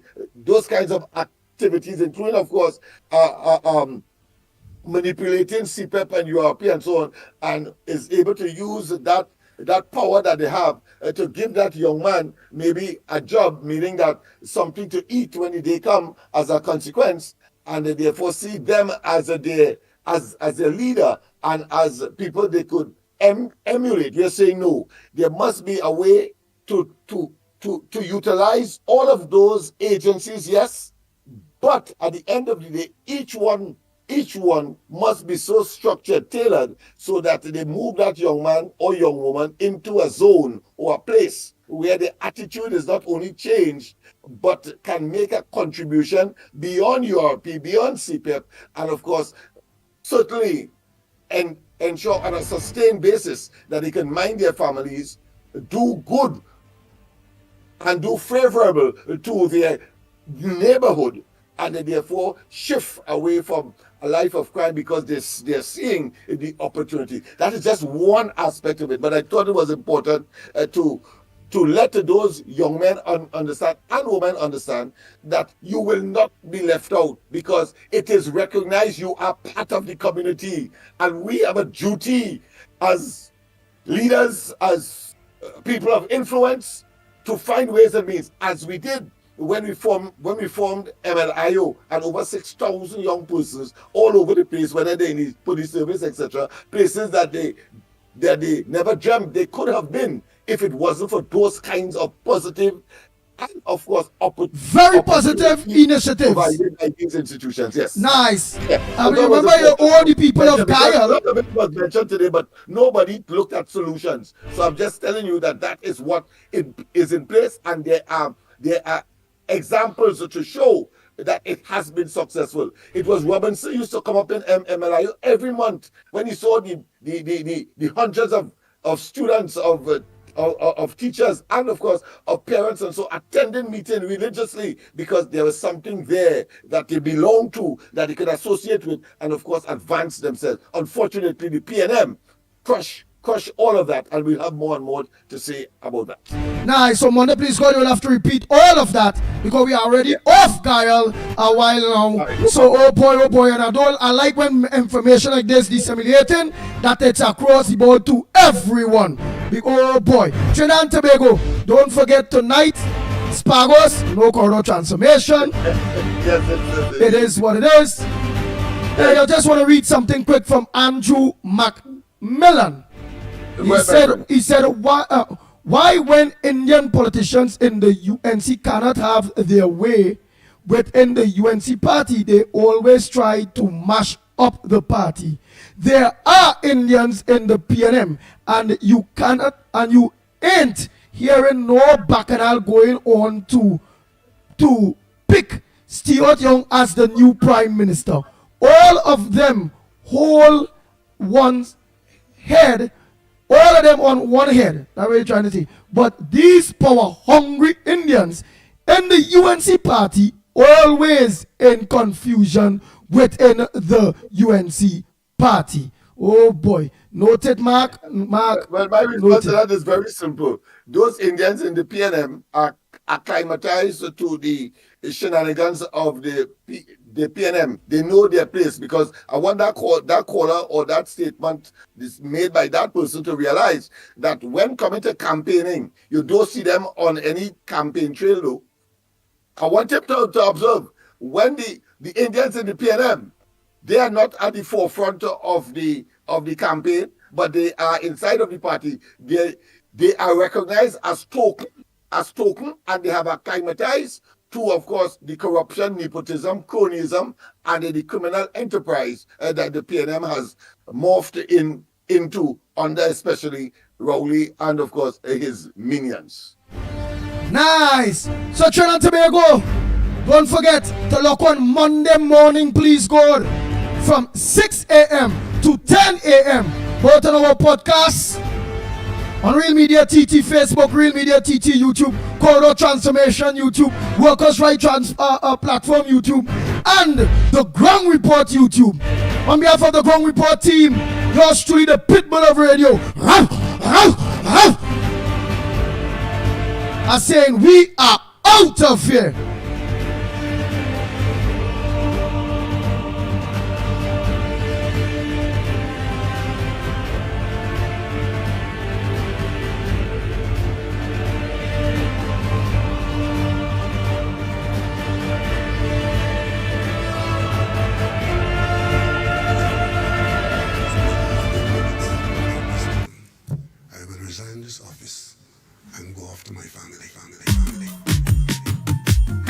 Before you go, before you pack and run away, I wanna fly. Before you go, before you think you'll get away. When you began in the Senate of opposition and waited your turn. Then with Manning as your PM giving directions, you studied and learned. You paid attention to Robbie Pandey Kamla, observe there all their mistakes.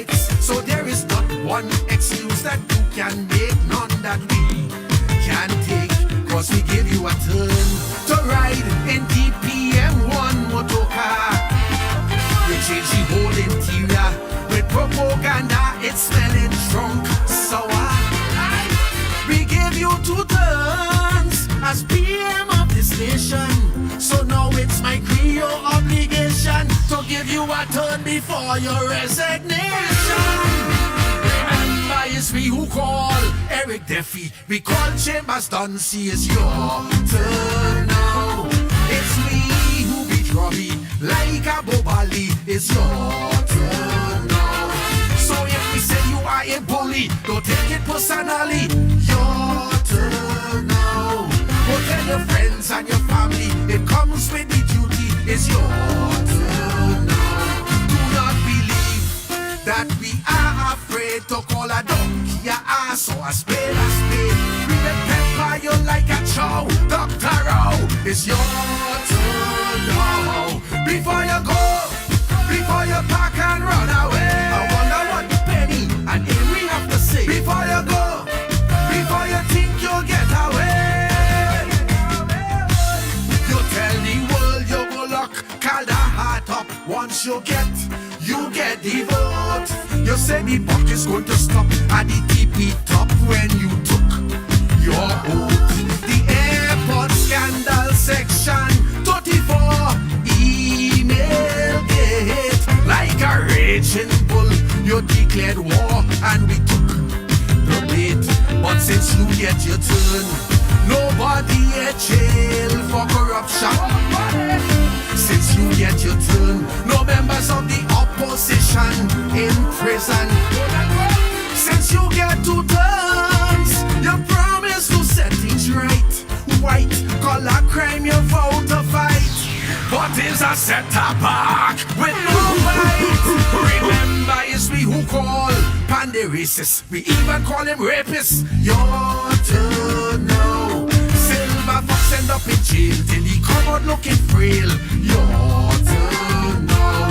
So if we say your government represents the 1%, your turn now. Really rich get richer, the poor man in the gutter. Your turn now. Do not believe your powers of Lekato could overthrow the power of a Calypso. The ancestors wouldn't allow. Dr. Row, your turn now. Before you go, The Ground Report with Mickie K, Andy Williams, and Lennox Smith. Bang, bang, bang, bang, bang, bang, bang.